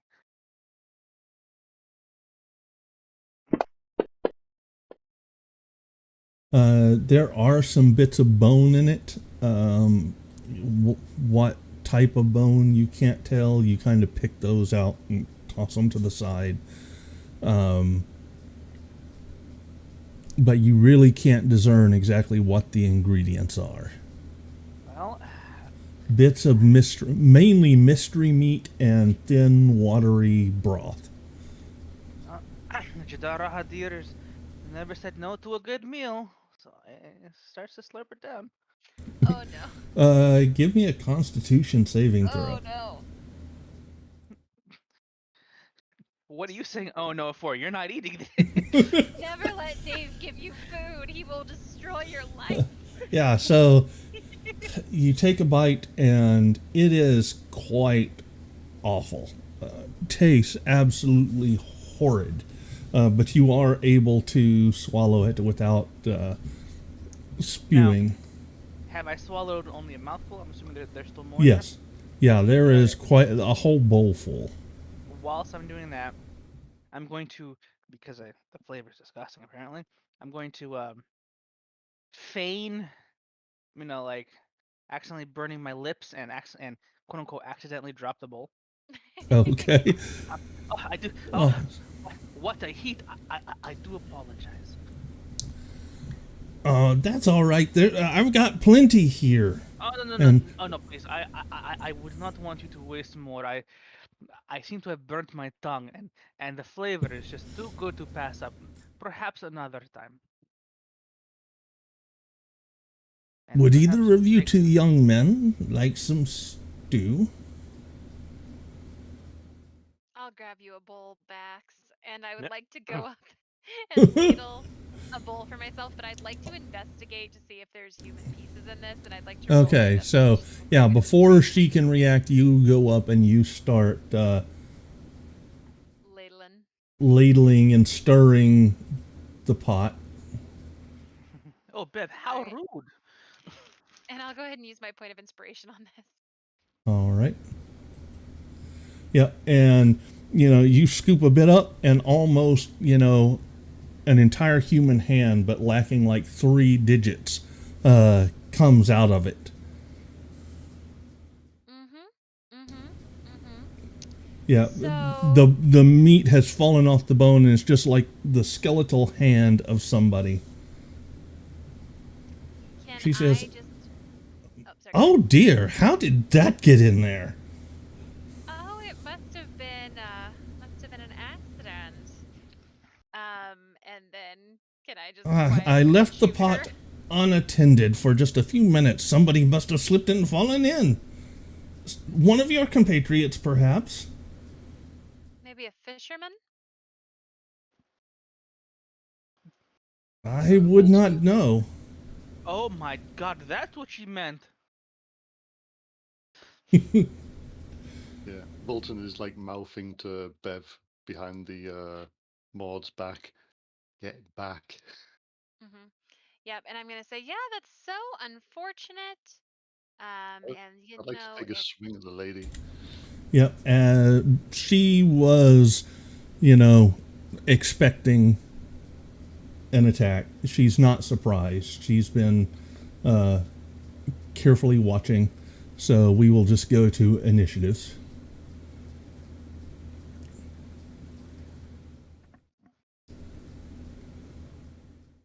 And as you go for your weapons, she takes her true form, which is a very large, gray-skinned creature. Her flesh is all droopy and she's scraggly. Her skin looks like it's pulled tight against her bones, so you can practically count her ribs, and just looks absolutely hideous. Oh, poor Bev needs a moisturizer. And she will she's angry at Bev for messing with her illusion, so she will use her death gaze on you. Oh my. So wisdom saving throw. Why do you have advantage? I have no idea. Oh, it could have something to do with one of my. You have resistance to poison. Yeah, I've got that. I've also got bravery, so I have advantage on saving throws against being frightened. I don't know if that does anything No. here.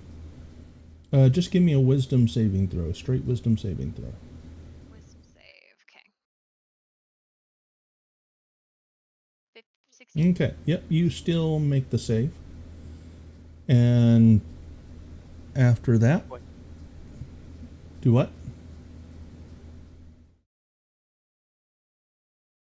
Alright, I was talking to my dog. Oh, okay. I think, yeah, you were standing on that. So all of a sudden, out of the fire, this glowing orb of light pops out.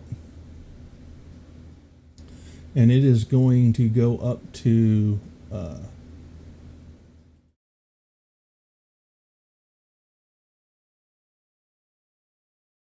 Volton, and is going to unleash a discharge of electricity at you that hits you and does 7 lightning damage.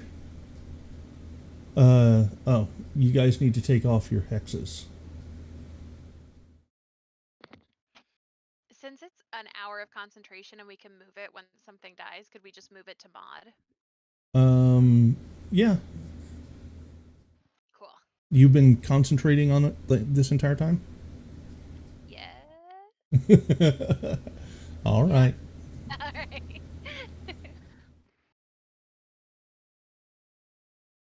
All right, that was it. Bax, you begin your turn within sight of this horrid creature. So you have to make a saving throw, which you failed.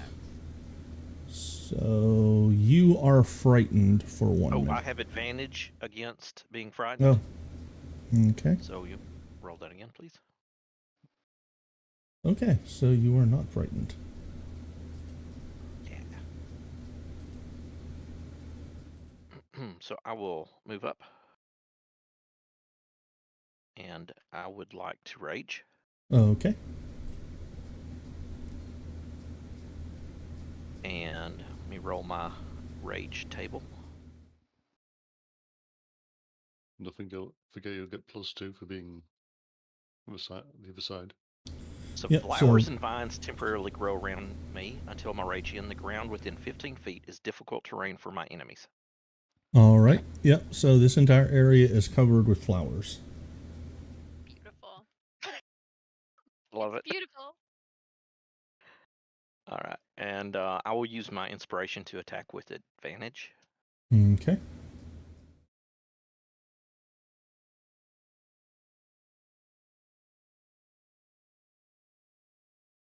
That's a hit.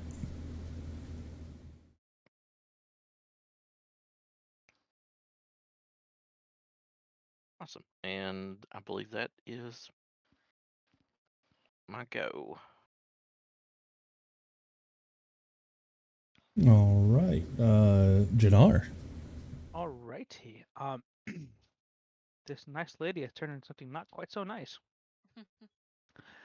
So I am going to attempt, because it's been a long since I've done this. Let's see, I target multiple people. Is it control click to target multiple people? Yes. And I'm going to cast Aid. Up to 3 creatures within range. Good. And I should just hit the effect and I should do it. Mm-hmm. There you go. Yeah, I've increased all of your health by a little bit. Please protect me. May Lathandir's light bless you. And good luck. What was that supposed to do? It said it. Sorry here. Sorry. So many windows. It says aid, max hit points is increased by increased by 5. five. Okay. All right. Good. And as far as increasing your hit points, I'll take care of that next round.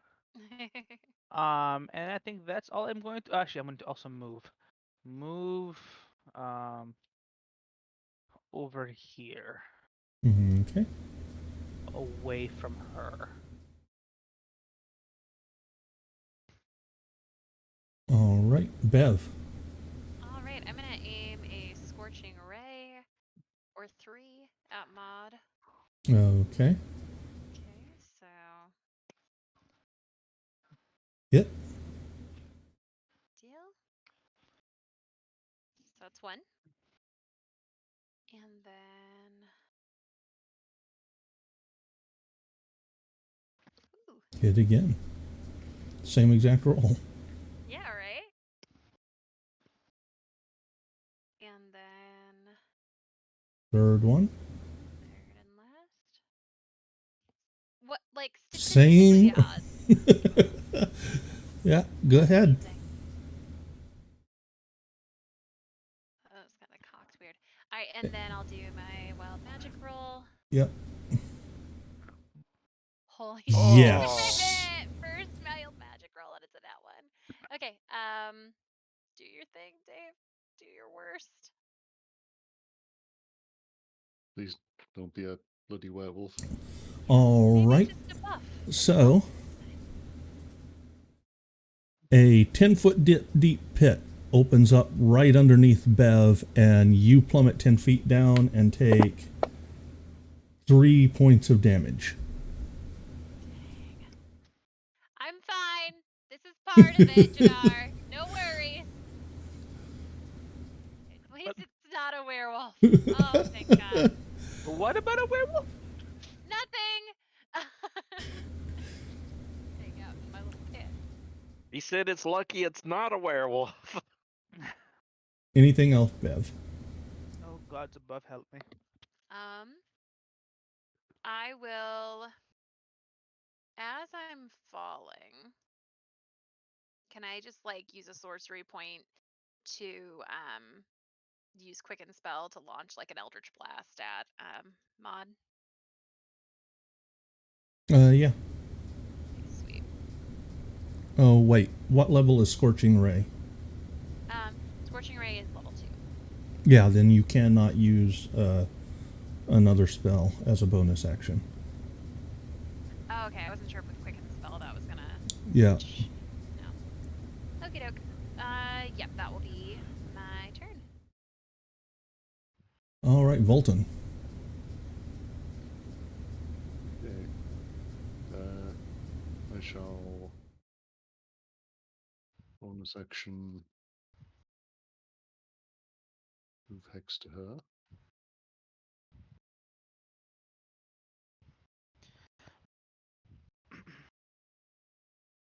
And then I shall swing with my maul.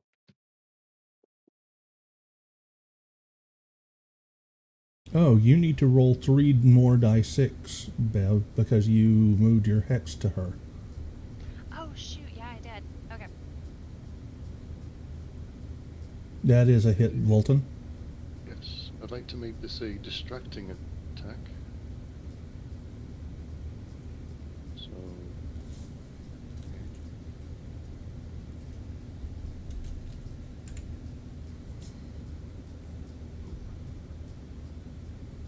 Oh my. All right, yeah, she drops from that. My friend, please remind me never to piss you off.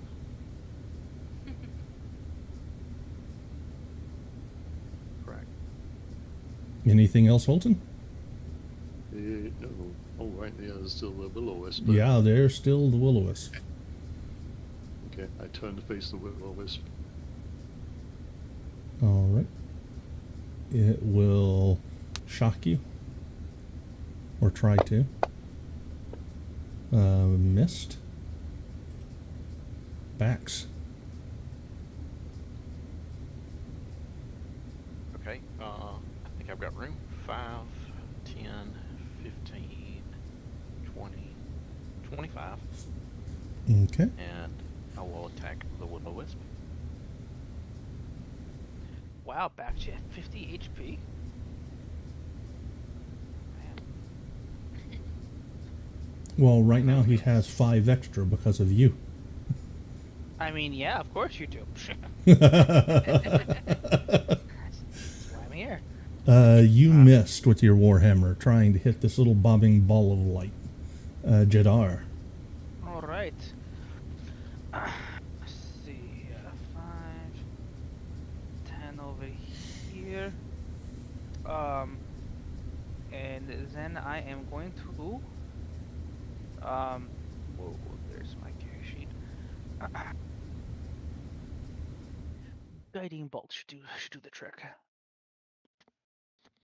I should do it.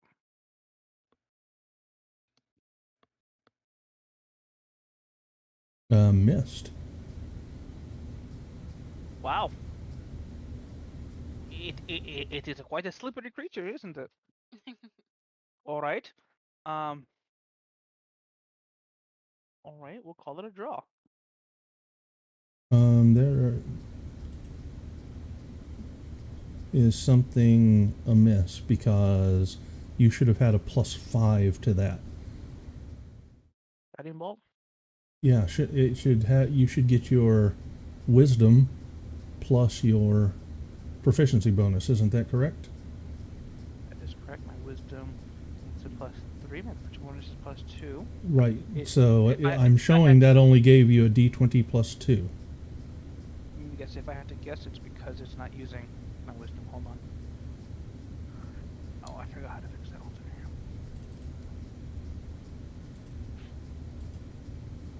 So Target. Target on next action. Nope, under try. spells. Range, base group attack plus. Yeah, under spells, you needed to change your ability to wisdom.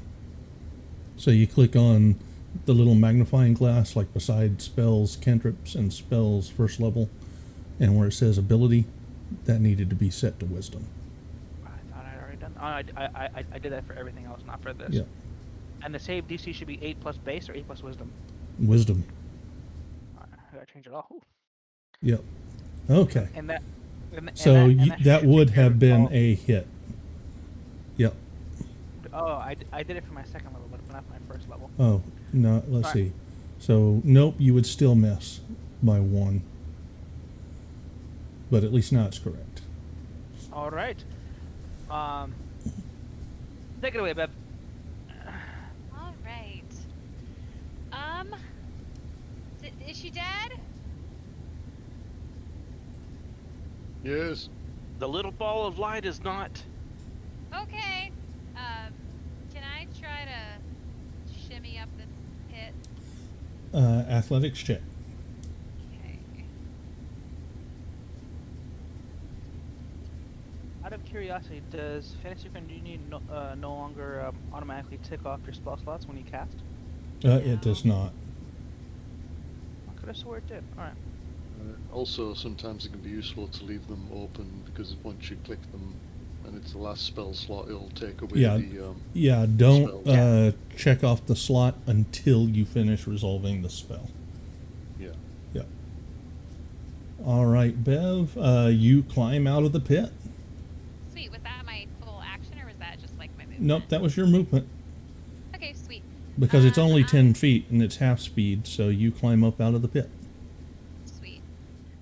I'm gonna throw a let's see here.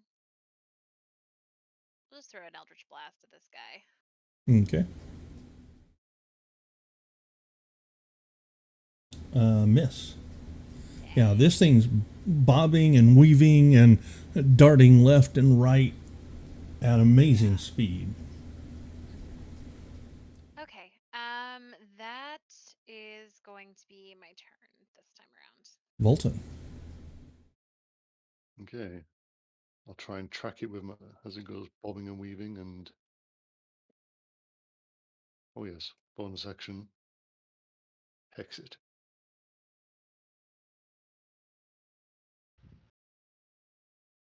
Okay, I'm gonna smack it with a hammer. Okay. Missed. No luck. Hard to hit. It will dip down and try to shock you again.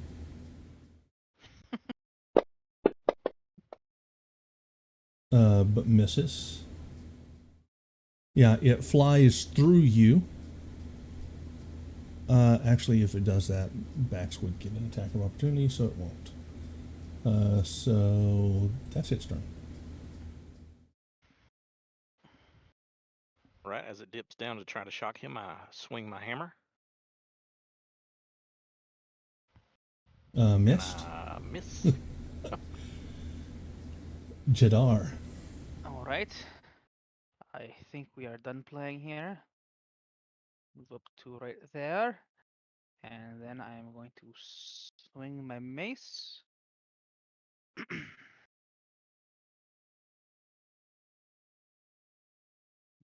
Missed. I'm going to attempt to swing my mace, is what I meant to say.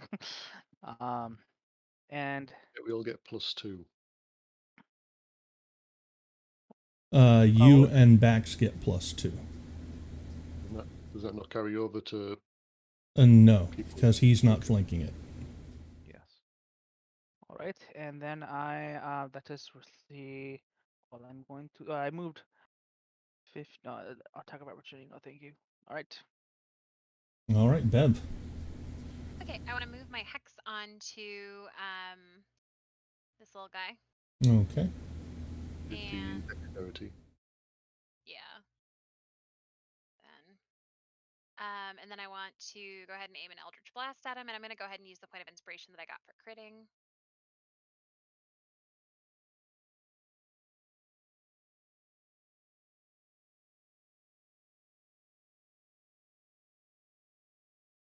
You miss. Dang, that little turd. All right, and that'll be my turn. Volton. Yep, try again. Remember, little bugger. Missed. Oh, that's a miss. Yep, it has Oh, a wait, 19 +2. armor class. Oh, yeah, you do. So you do hit it. Oh. Okay. And I will use my superiority dice again and make this a distracting strike. So do that. Next person to attack it gets advantage.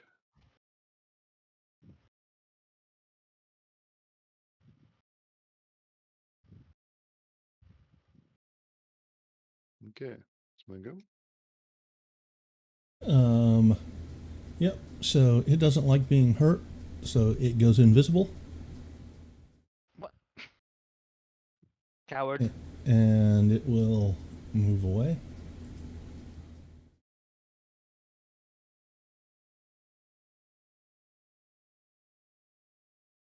Don't move. Oh, sorry, I thought we were out. No, Had a brief, because it's brief moment gonna dip over here, and it it used it to. Oops, didn't mean to do that. Yeah, it went invisible, and you don't know where it went. And Bax. I will move. 15, 20, 25 to there. Mm-hmm. And I will stand ready with my hammer in case it reappears within All reach. right. Why did you move around us? Because unless I'm mistaken, you can move through characters. Yep, right? you can.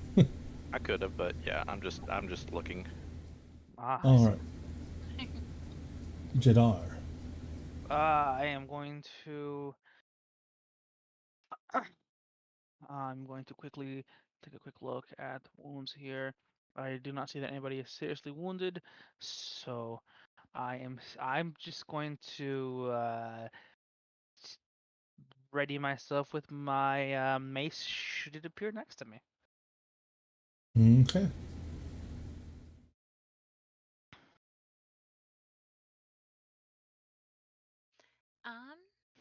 I'm going to just ready an action that if I see it or if I see anyone else like attacking it, I will hurl an Eldritch Blast in that direction.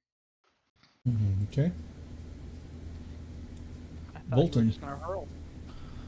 Also, that will be my bonus action. Likewise, I'll shoulder the mace and then ready an eldritch blast, get my back to the wall, and if I see it pop up, I'll throw that at it. All right. Well, it pops into visibility as it shocks Bev. So you guys can take your shot. But it missed Bev. So you guys can fire your Eldritch Blasts. This is a crit. Oh, wow. Yep. That's right. That's right. Get your Vomit leave inspiration. now, biatch. Let's see here. But Volton missed. As it dodged his bolt, Bev's Phew. hits it. Nice. And it still stands. It goes to shock me, and I just reach out and grab it, and it like gets shocked itself. Yeah. And that'll be my turn. All right, and it is going to uh, 5, 10, 15, 20, 25, 30, Is it 35, disengaging 40, or is it? 45, 50. Nope, it is directly moving away from you, so you can take an attack of opportunity if you'd like. I would love to do that. Let's see here. Is it? Did you have a weapon out? Oh crap! I don't have War Mage, so no, I don't. Never mind. Right. Yep. All right, so it leaves. Are you going to try to give chase backs? I will, for this round, yeah. 10, 15, 20, 25, and I'll dash 15, 20, 25.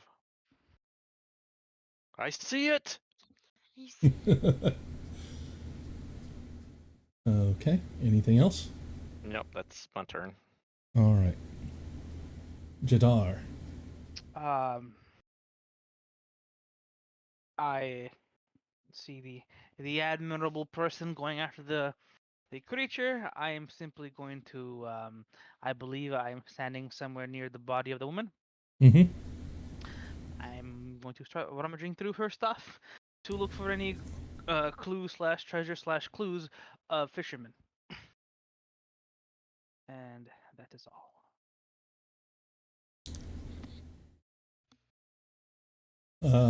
Okay. Bev? all right. I'm going to take my full movement to follow backs. So 1, 2, 3. Sorry, actually, 1, 2, 3, 4. Okay. I cannot see it from here. Mm-hmm. So I will just hold an action, and if it comes into my line of sight, I will unleash an Eldritch Blast, because why not? All right. Okay, 5, 10, 15, 20, 25, 30. I'll dash 5, 10, 20, 25, 30. And then I will action surge. Keep forgetting I can do that. 5, 10, 15. Yep, I get to this side of it. I shall bash it.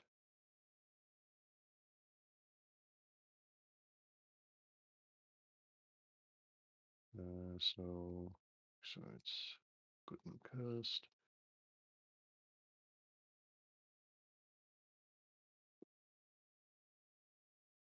Missed.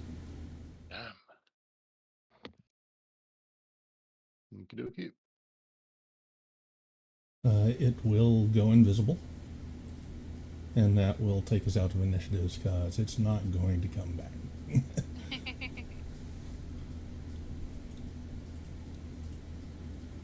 I would like to go help Jadar loot the body of this old dead lady. I am All right. my dear, I am not looting, I am simply investigating with interest. Oh, okay. I'll loot then.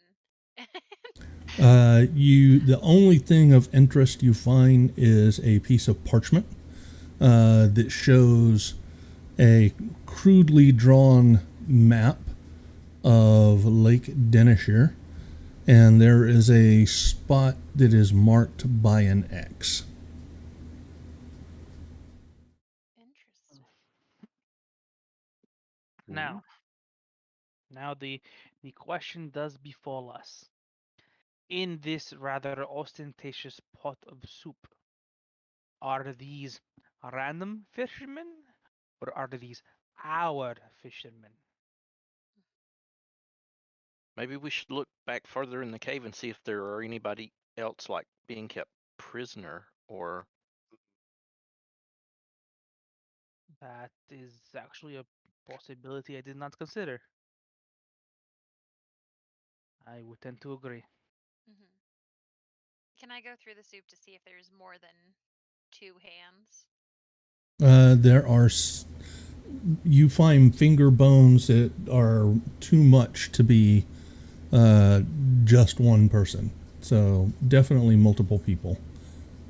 After 10 minutes, your pit disappears. As you are inspecting the pot, Bev, give me an Arcana check. Okay. It is such a shame. Perhaps they could have lended a hand. Oh no. And just for giggles, I will make that with advantage with my point of inspiration from that last crit. Yes, because you're getting so many of them, you can burn them like they're nothing. You would be amazed how many times she just rolls a free inspiration because she. Use the inspiration. I was going, Right. It's my own little scheme. Haha. Always a purity So, scheme, isn't it? as Yeah. you're investigating, you do notice very faint runes inscribed on the surface of the pot. Ooh, could I ritually cast comprehend languages to read them? They are magic. Yeah, it's not a language, it's magic. Can I tell what kind of magic it is? Conjuration, you believe. So would that be maybe something to do with her glamour that she had on? No, this makes something appear. Are you sharing this with the group, or is this all Yeah. internal? Yeah, I'll share if, that with them. if you would like, we should, on our way out, collect the pot once we return to town, and I have a chance to pray. I can use my divine magics to detect what source of arcane this is. Oh, that'd be great. Maybe that's how she made that ball of light appear. Oh, can you imagine if those things were on our side? Ha! So, with your 19 Arcana check, you believe, Bev, that perhaps this pot can actually produce food.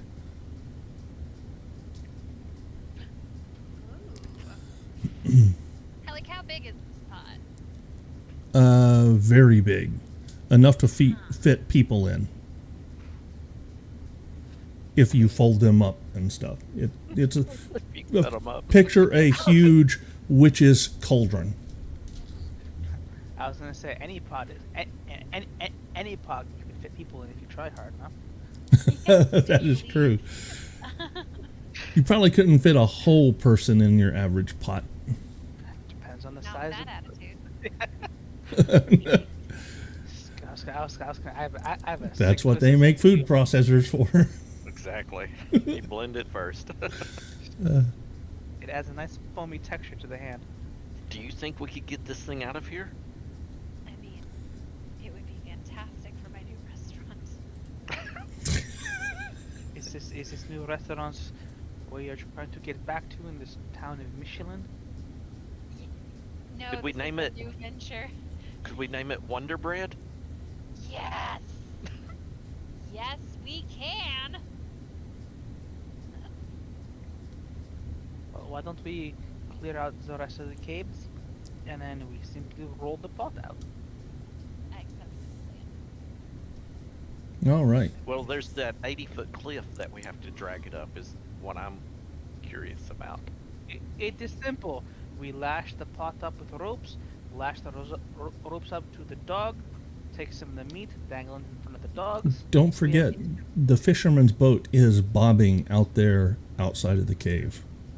I think this works on all levels. We also It's have not- boats. Yep. All right. So you guys approach what looks to be a small underground pond or pool that has now frozen over. As you look out across it, you see the forms of multiple very large skeletons. Bev, don't dig these up. At least 4 of them. Oh, these giant dwarves. Or Alright, guys, I hate to say this, but we're gonna need a bigger boat.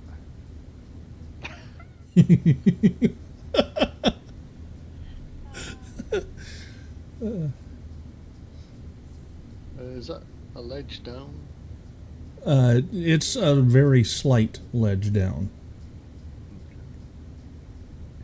Alright, well. Perhaps we should simply leave well enough alone. We came to search for. No, oh no, there goes Bev. Never mind. Well, it's frozen, right? So was the other one. Yeah. I won't thaw these ones. Yeah, you start walking out onto the ice, and there's a sharp crack as the ice beneath you kind of splinters a little bit, But I'm dainty. as if something is trying to reach you from below. There. Can I try to get back on the ledge? Yeah, you can walk back. Yep. I don't think it's safe out there, guys. Hold on, I just need to quickly remember how many times I can use Channel Divinity. I do truly believe that we should leave well enough alone, take the pot, and leave. That sounds good to me. Besides, this is this is Icewind Dale. Pot is legal. Yeah, they legalized it a couple of like what year and a half ago. I mean, The convention. I mean, when you're stuck in a frozen tundra, what else are you going to do? Yeah. All right. Empty the barrel of people. Yep. You empty Should- the pot. Should we take I I am remiss to mention this, but should we take evidence of their departure from the mortal world, I mean, we could take some bones. or a hand? I'm just saying. Well, if we have to sell it back in the little boat, what will we have to split the party to go get the dogs also? Oh man, yeah. Why do Yep. we simply not just leave the boat? But then you got Okay. to drag this huge pot up an 80-foot cliff. We would like, unless I'm mistaken, the dogs are on the top of that cliff, right? Mm-hmm. Yep. And we have rope, right?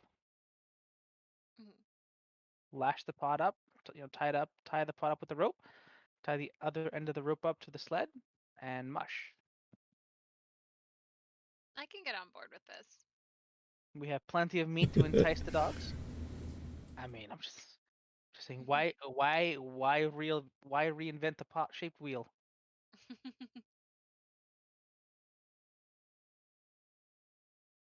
That's good. I guess we'll roll it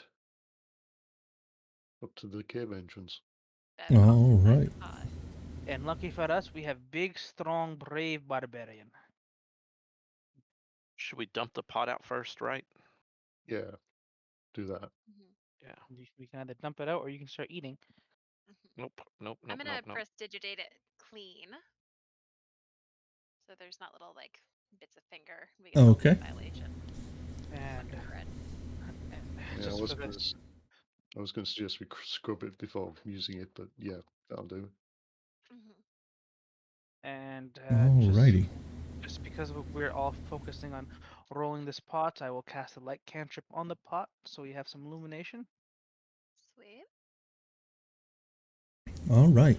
So you guys roll the pot out of the cavern, push it over the waterfall, and the ice below kind of splinters. And how are you getting it over the waterfall, actually? So hold on. I'll put you back where you're at.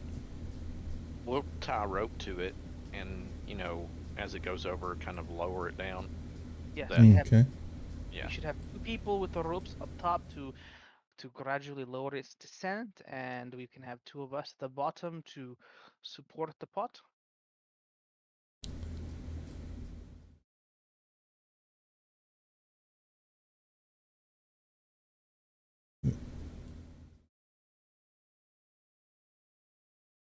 I will volunteer myself for supporting the pot on the top. Just to make some athletics rolls or something. Yes. To climb down, your athletics checks. Odds help me. I'll offer somebody a rope if it helps, and lower them down. Maybe me. All right.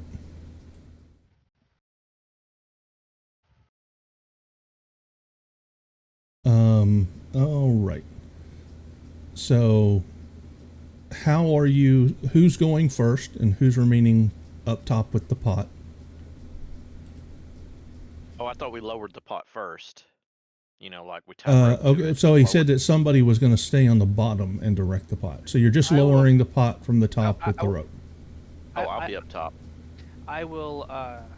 Jadar will be at the bottom, kind of directing the pot and making sure it doesn't. I swear to everything holy, you drop the pot on me, I will come haunt you. Okay. So you're trying to make sure that it doesn't hit the ground. Right. Yeah. Okay. Just kinda guiding we're- its descent as it's ominously All right. looming above me. So I am going to need a dexterity check from with advantage because you are getting assistance from either Volton or Bax, whoever's lowering the pot. Is that Jadar you want to? No, they're getting advantage because you are assisting. Yeah, so who's making the roll is what I'm wondering. Either Just Bax straight up. or Volton, whoever. Okay. Yeah, I'm straight up dex roll with advantage. Yep. There you go. All right. So as you are lowering the pot, you're trying to keep it from lowering too fast to hit the ground. You're not so concerned with it bouncing off the side of the waterfall. So you are a bit surprised when it kind of swings a little too far in, hits the waterfall, splintering the ice. And a small flow of water begins trickling out. That small flow of water is enough to allow a creature to rush out through the opening to the attack. Ooh.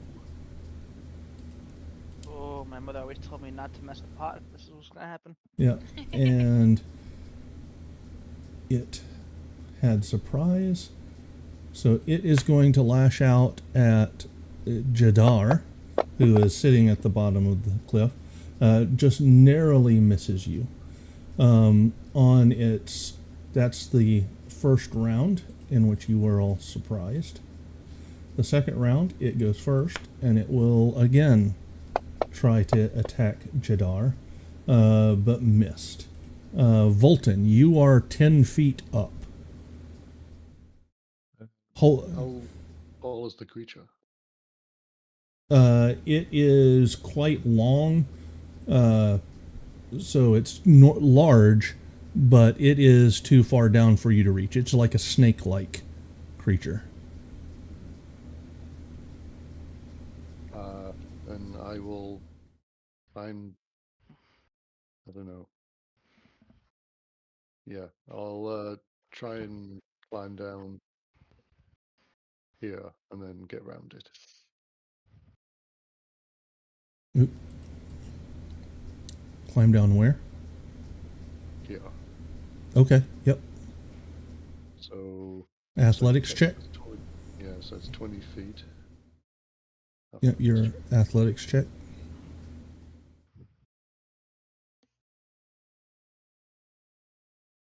Would you like that in the tower? No, doesn't matter.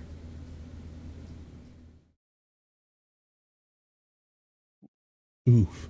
So, yep, as you're trying to climb down, your fingers slip on the ice, and you actually land prone right there, having used 10 feet of your movement. It does look like it hurts. Hmm. Do I take any damage for that? No. then I will get back up and just take a swing at the water weird if I can. Okay, go ahead.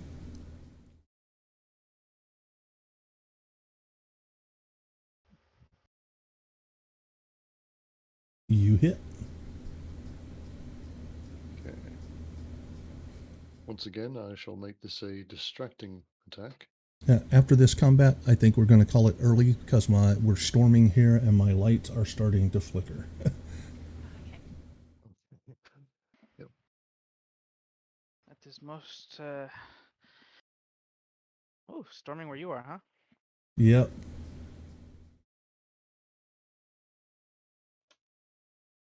Okay. Whoever gets the next attack gets advantage. Sweet. All right, that's gonna be a scorching ray.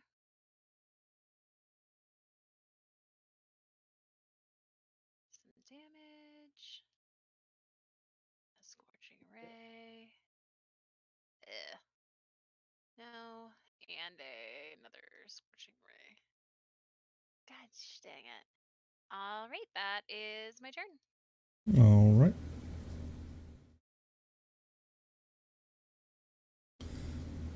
All right. Bax. How many rounds of lowering the pot do I have left? You guys got the pot down. Oh, okay, it's down. Yeah, you just banged the side of the waterfall as you were lowering it Okay, and then I would freed like this to- trapped water weird. I would like to hop down right here, Mm-hmm. and that's a athletics check. Yep.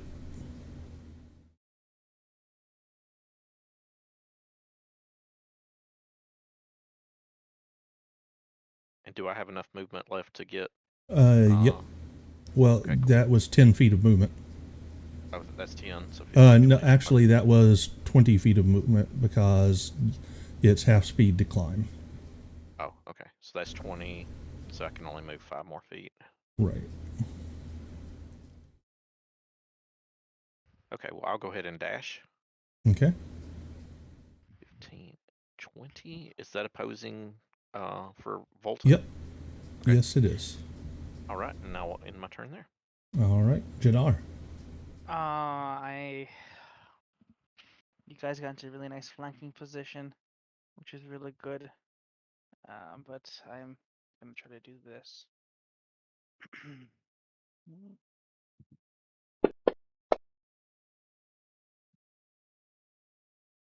Oh, I succeeded. Yep. Never mind then. That's my turn. Actually, I'm going to risk the opportunity of attack and just go here. Okay. It is going to try to hit you. It does. Naturally.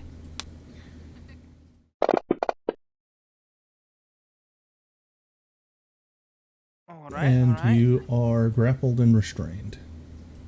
Oh. How nice. Oh, you were there. Yeah. All right. Very well. Did I get that effect on you? Restrained. Oh, yeah. Oh. I applied it twice by accident. All right. That's your turn. Oh, I forgot to roll for wild magic. Should I just do that now? Yes. Nope. All right. It is just going to constrict you some, Jadar. And that's its turn. Volton. Okay. Yes. Keep having a word. All right, guys. Not to panic anybody, but your healer is almost dying.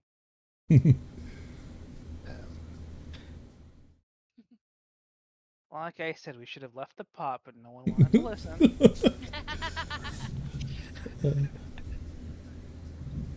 Anything else, Volton? There's not a lot else I can do. All right. Bev?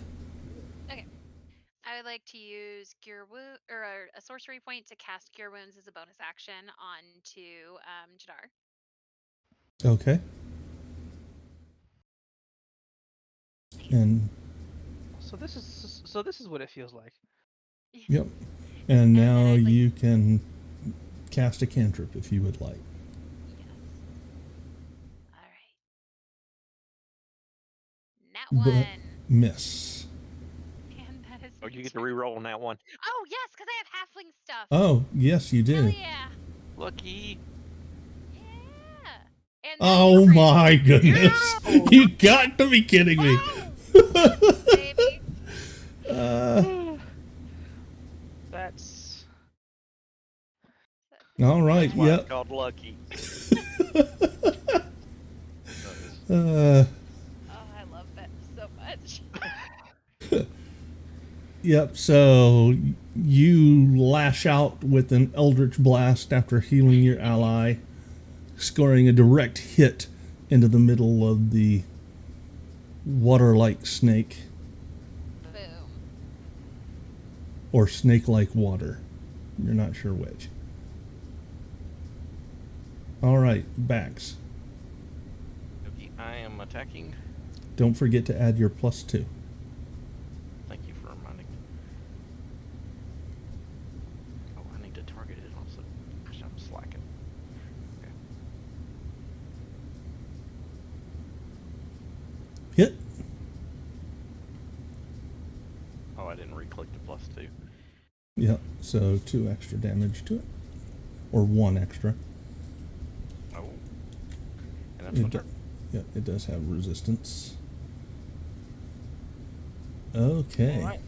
Jadar. Can I am restrained, which means that I cannot cast. Correct? No, you can. Okay, I can't. Oh yeah, Yep. this thing's just has me grappled. Never mind.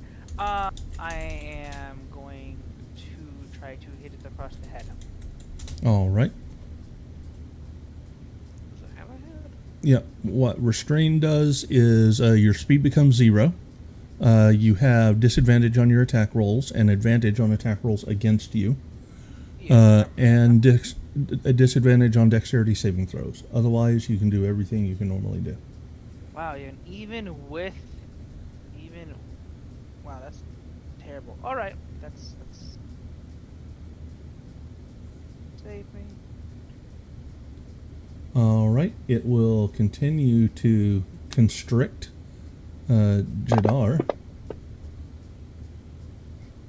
Ooh. and Volton. Yep.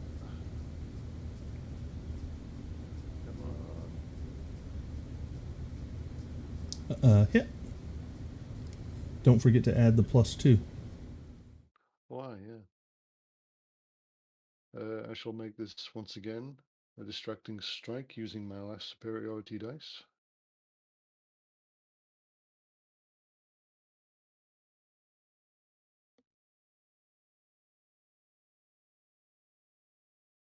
And the next attack against it will get advantage.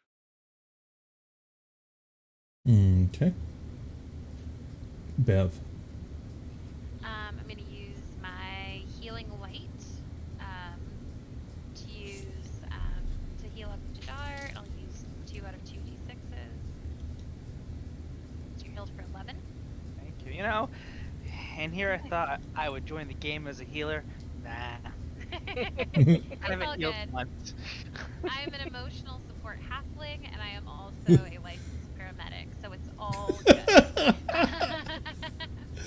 And then I'll go ahead, and since that wasn't technically a spell or anything, I'll just cast a Chaos Bolt at this water weird. And I'd like to use the point of inspiration that I got from my most recent crit to do that with advantage. Of course you do. Rub it in there. And that will be another crit. That will be another crit. God loves me. This is I'm a statistically special impossible. little lady. Okay. And then I'll roll my 2d8 to see what type of damage that's gonna be. It's gonna be either 3 or 6. 1, 2. Let's go. Yeah, it only does that for Brit. I have yet to have anybody else roll a natural 20 off of a inspiration. But And she with does every it goddamn constantly. session. Well, I can finally say that I have found the perpetual inspiration machine. Yep. Yes. All So right. have I. Yep. Your That was- bolt, Is that a wild chaos magic bolt. roll? oh, yeah, that is. Yep. Okay, so, So it's one on or a two, 2 or higher. Nope. and now on a 3 or higher. Okay. Yeah. 3 or lower. Or yeah, 3 or lower. Yeah, 3 or lower. All right. Backs. I'm a swinging. That's a miss. Oh, I forgot my +2. Would that have hit? Oh, yep, that would hit. Oh no, I did have the +2. Yep. Never mind. Okay. Yep. Missed. So you missed. Jadar. I need 5th I level. am likewise going to swing.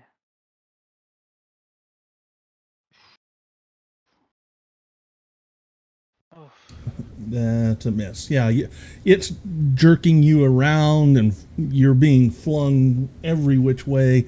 And so it's as you try to swing, you just get jerked to one side and can can't get a someone good form please going. Get this thing off of me!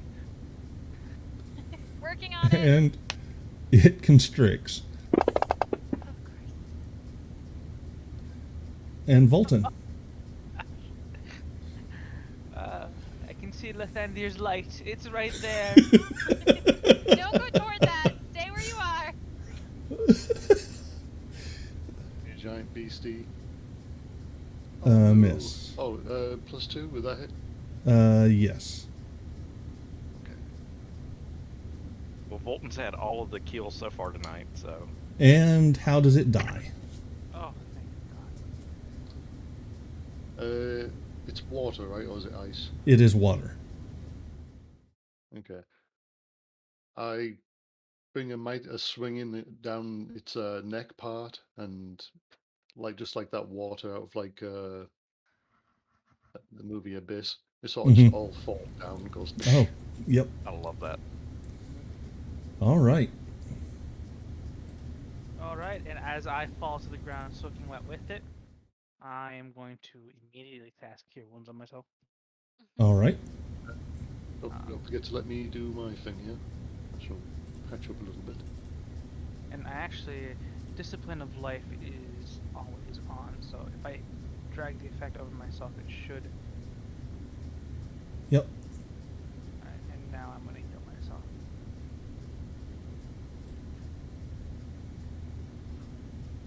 Cure Wounds on moi. Yep. And he used a healer's kit also on you to kind of bandage your wounds a little bit. Excellent. And so by the time you're done, you're feeling completely better. Oh, that was. This pot better make some damn good soup.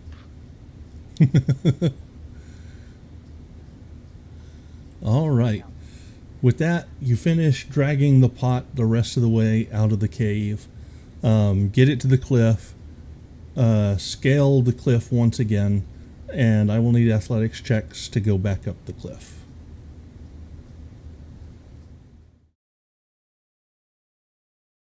Athletics. Is that with advantage?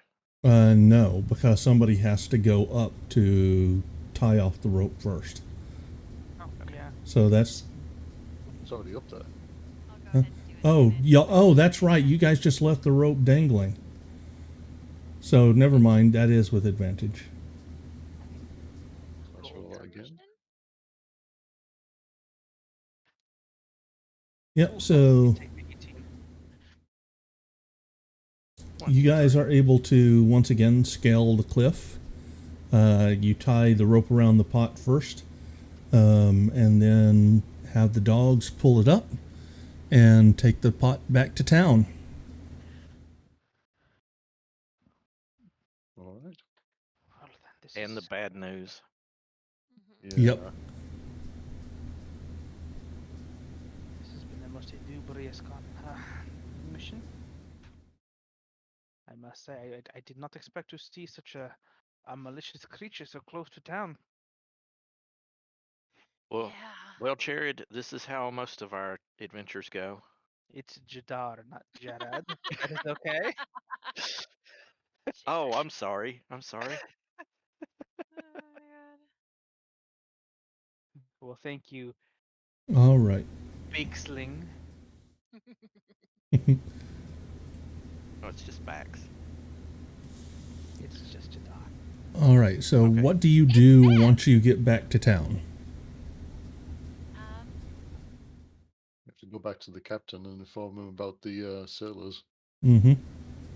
And we could tell them where their boat is if they want to retrieve it. Or we can keep the boat and don't have to rely on Bev's generosity. It's also an We'd have to go up all the way back and get it. It's but a little ways off. And don't forget, you did find a map with something marked on it Oh, in the middle of the lake.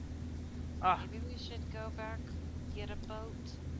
So here's a thought. What if we were to reach out to Rudolfo and see if he knows of like a good place where we could like fence this pot and then from there go check out our see if we can go find Maybe we what's should going on with see that. what the pot is first. I was just going to say before we fence the pot, perhaps you can give me a day in which I may discern its arcane properties.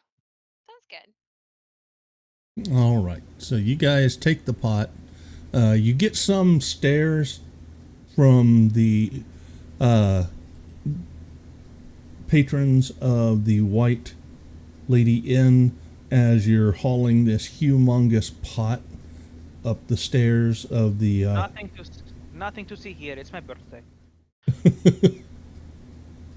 As we're pushing this up the stairs, I'm whispering to Bax, and to Volton, hey, I think, how would you guys feel about extending a formal invitation for Jared Jadar to, like, hang out with us on an ongoing basis?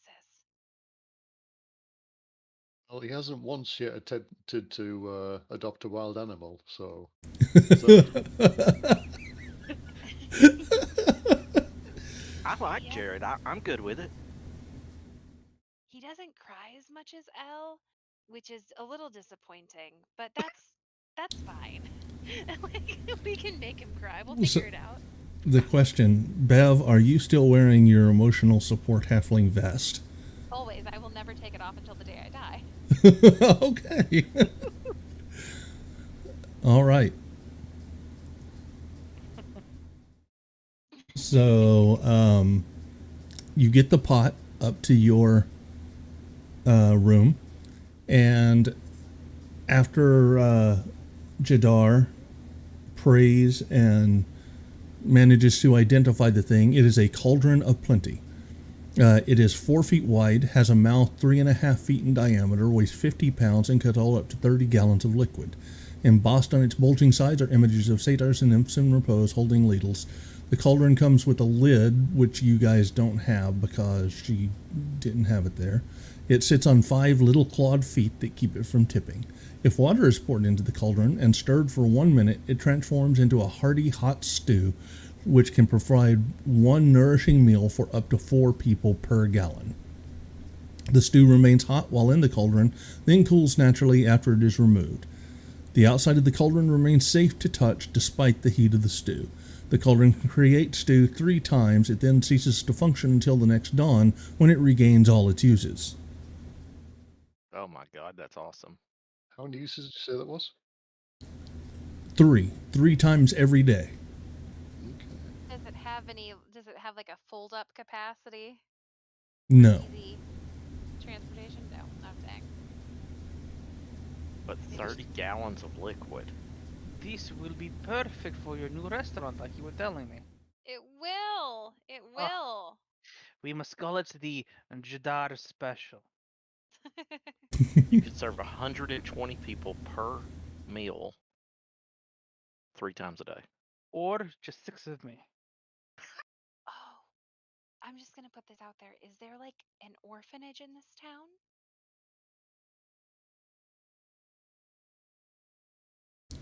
No, there is not. Oh dang! I was like, we could fund food for the orphanage for like ever. Conversely, If the liquid always stays hot while in the pot, we can have a very large bathtub. But you And would be you may bathing in laugh. stew, because when it turns it hot, it also turns it into stew. It is delicious. I get a bath and a meal. Okay, buddy, thank you. Okay. Perhaps that was not the best of ideas, but watch one day when you're freezing to death and all you have is the pot.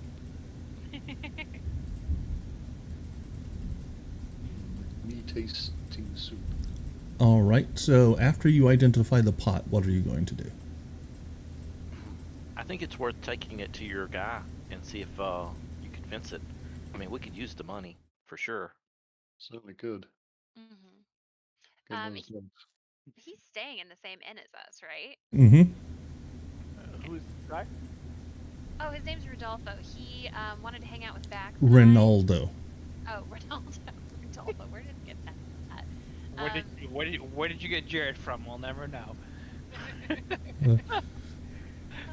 Jared. I'm dyslexic.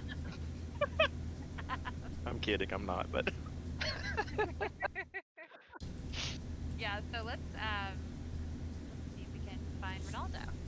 Yeah, and don't forget, you're supposed to go back to the captain for your reward for finding the fisherman. let's So, do that yep. thing. You knock on Ronaldo's door, which he opens. You see that the windows are now boarded up until they can get glass replacements.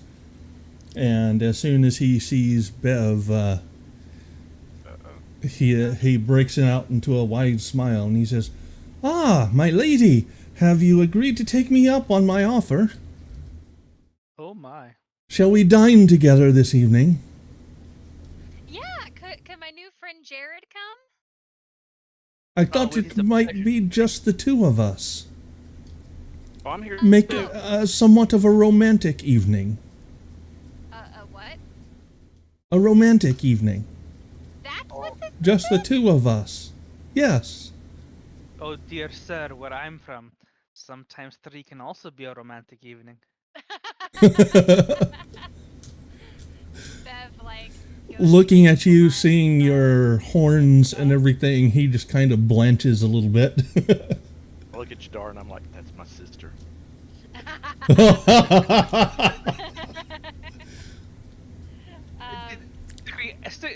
Um, I'm just Ronaldo looks at Bax and says, "I will be the utmost gentleman." Oh, I'm not worried about you, sir. If the lady looks at the tiefling, there's an issue. Pax, that's problematic. We don't do anything just because we're halflings that we are like stealing little trinkets and stuff like that. We can't judge tieflings. But yeah. No, I mean, so, we went out with him already, and he's harmless. good call. Yeah, he was pretty chill. Yeah, sure. I'll go to dinner with you. Quick question. Do you know where we might be able to sell a magical item such as a cauldron of plenty? What is a cauldron of plenty? Like an endless cauldron of food? I imagine the town speaker would be interested to know of such a thing. I bet the town would pay a fortune for something like that. That's a good call. Whilst they're saying this, I'm just gonna put my hand on Bev's shoulder and go, My dear, perhaps it is best if we do not advertise this artifact so widely in a town that is struggling to eat."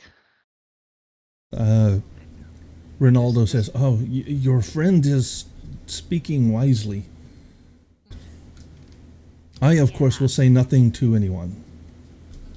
But I would approach the town speaker. I imagine any of the poor folk. The rich might purchase it, but they would surely keep such a thing for themselves. The commoners would not be able to afford such a wonderful item. But I imagine the town speaker would be very interested in purchasing for the good of the town." Okay. So this town speaker is into building like equitable systems where everybody can have access to food and isn't going to be like, hey, if you know, make this amount of money, then you're eligible. Like, it's not going to be one of those things where like we give it to the speaker and then the rich get fatter and the poor stay hungry, right? Speaker Daneth is a very good man. He is very respected for his humility and forthrightness, his fair dealings, and he truly does seem to have the best interest of the town at heart. Okay. All right. As long as you think he's trustworthy. Or conversely, we could set up our own enterprise on a sliding scale of income. Those who have less, and we can be equitable in all of our dealings. Those who have more pay more. Those who have less pay less. At the end of the day, they're all paying. Mhm. That seems to take a lot of time, though. We just need one sum and just so we can move on. So That we is can get also back true. to Chewinga hunting. Yeah, Yes, we've got to because get that for our Danica, friend our best friend, she loves us very much. so much. Get to She's hunting what?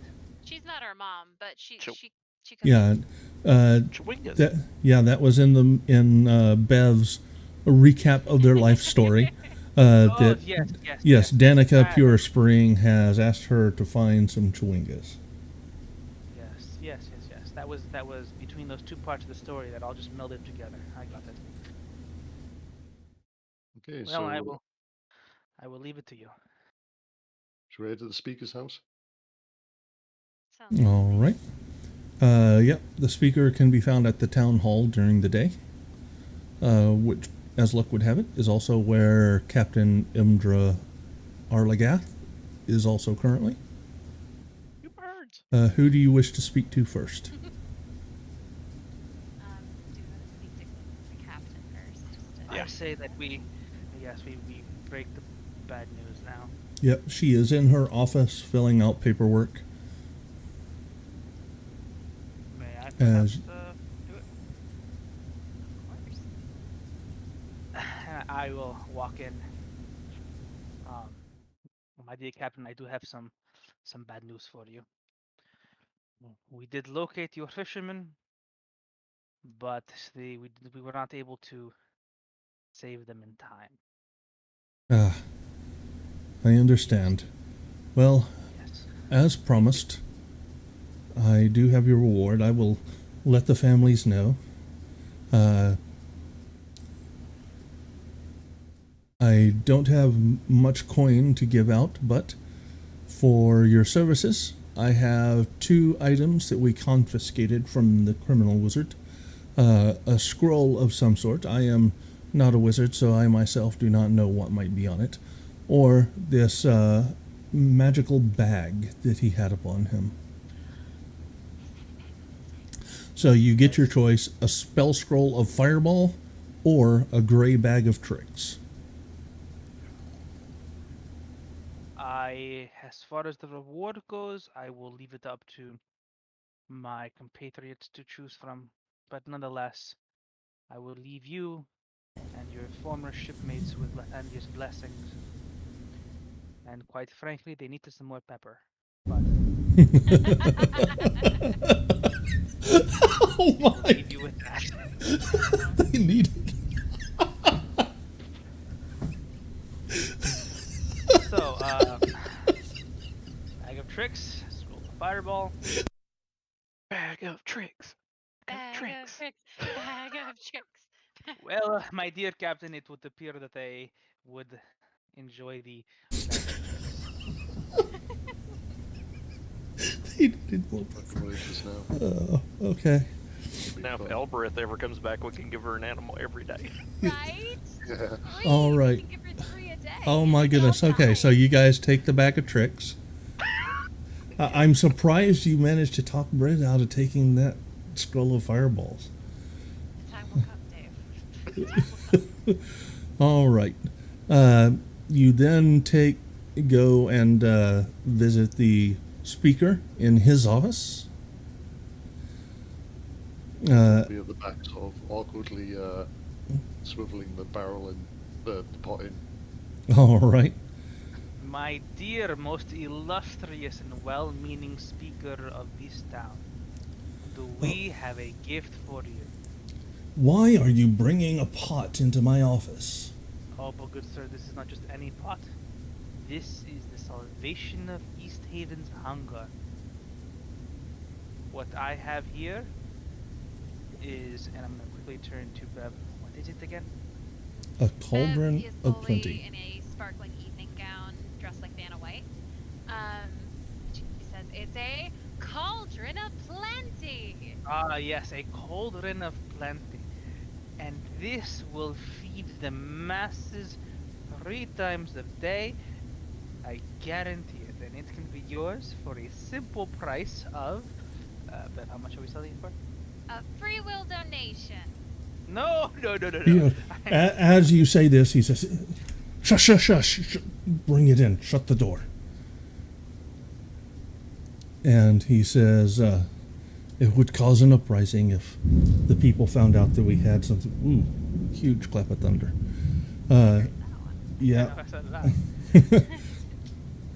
It would cause a horrible uprising if people found out that that was here. This could solve our problems, but we need to handle this wisely so as not to cause riots. Well, it is quite Let- simple. Let me get together some of our nobility and our representatives, and we would certainly like to possess this. We'll have a town hall meeting to discuss the sum that we can pay. It should be, I believe, in the realm of 2,500 gold, something of that nature. Unfortunately, in these trying times, we do not have much more than that. I do believe that, again, this is with the permission of my most magnificent companions, could come to such an arrangement, but the guarantee must be made that all will benefit from this cauldron. Absolutely. It will only be used to the benefit of Whitehaven, and perhaps if it can do what you say, we could arrange for some of the other towns to reap of the benefits as well. Excellent. And well, Bev, actually, well done. Any comments, criticisms, attacks, concerns? He says, I will need 48 hours. We'll need to call a town meeting and make sure, as I'm sure they will be, that we are able to actually pay this. Surely, an object of this importance warrants use of firm but just executive action. He goes, either way, I do not have this on hand. I'm going to need to be able to call in some debts and acquire the funds to pay you. We can keep it under guard here in the town hall. We trust I would suggest not mentioning this to others, as if word gets out, then we could be in have a great upheaval. Well, I mean, if should the group wish for it to stay under lock and key here, then so be it. I would warn you, though, that my companion's love interest here does know of this. He's more of like a person, just like a person who Oh, I exists. oh, I apologize. I assume because you agreed to such. Anybody with proficiency in insight can also give me an insight check.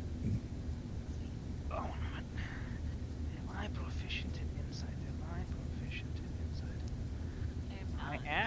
I am proficient in insight. Volton failed.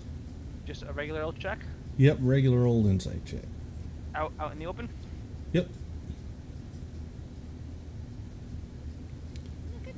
it just occurs to you that you did roll that pot through the inn in open view of everybody. Funny Wouldn't know what thing. it is though. Right? Like, they wouldn't know what it is. Probably. It's just a very large pot. It's legal. Funny thing, Mr. Speaker. On the off chance that an issue does arise, for the betterment of the interior of the town, you must tell them that what they saw today was not a pot, it was a large wash basin. We may or may not have dragged this thing through the town. We will definitely need to keep this under lock and key. Some may even try to steal it to use it for nefarious ends, to extort those who are less fortunate. Yes, and let me tell you, I, as a cleric of Lathandir, have never stooped to such depths in my life. Maybe All we should right. keep an eye on this tonight, the next 2 nights. Yeah, maybe we just stay here. I mean, there's a desk over there. Bax and I can sleep under that. It's not sleeping under a bed. I am but sure our town guard will be able. I will assign Captain Arlagath to pick out 10 of her best men to keep an eye on it. A most noble endeavor, feeding the hungry. The gods Yep. will always reward those who seek to do good, and punish those who do not. All right, and that is where we will end it for the week. Good deal. Excellent. and we leveled. No, you No. have not quite yet. Yeah. Thanks everybody for watching. Say goodnight, everybody. Good night. Good night, everybody. Good night. And that is the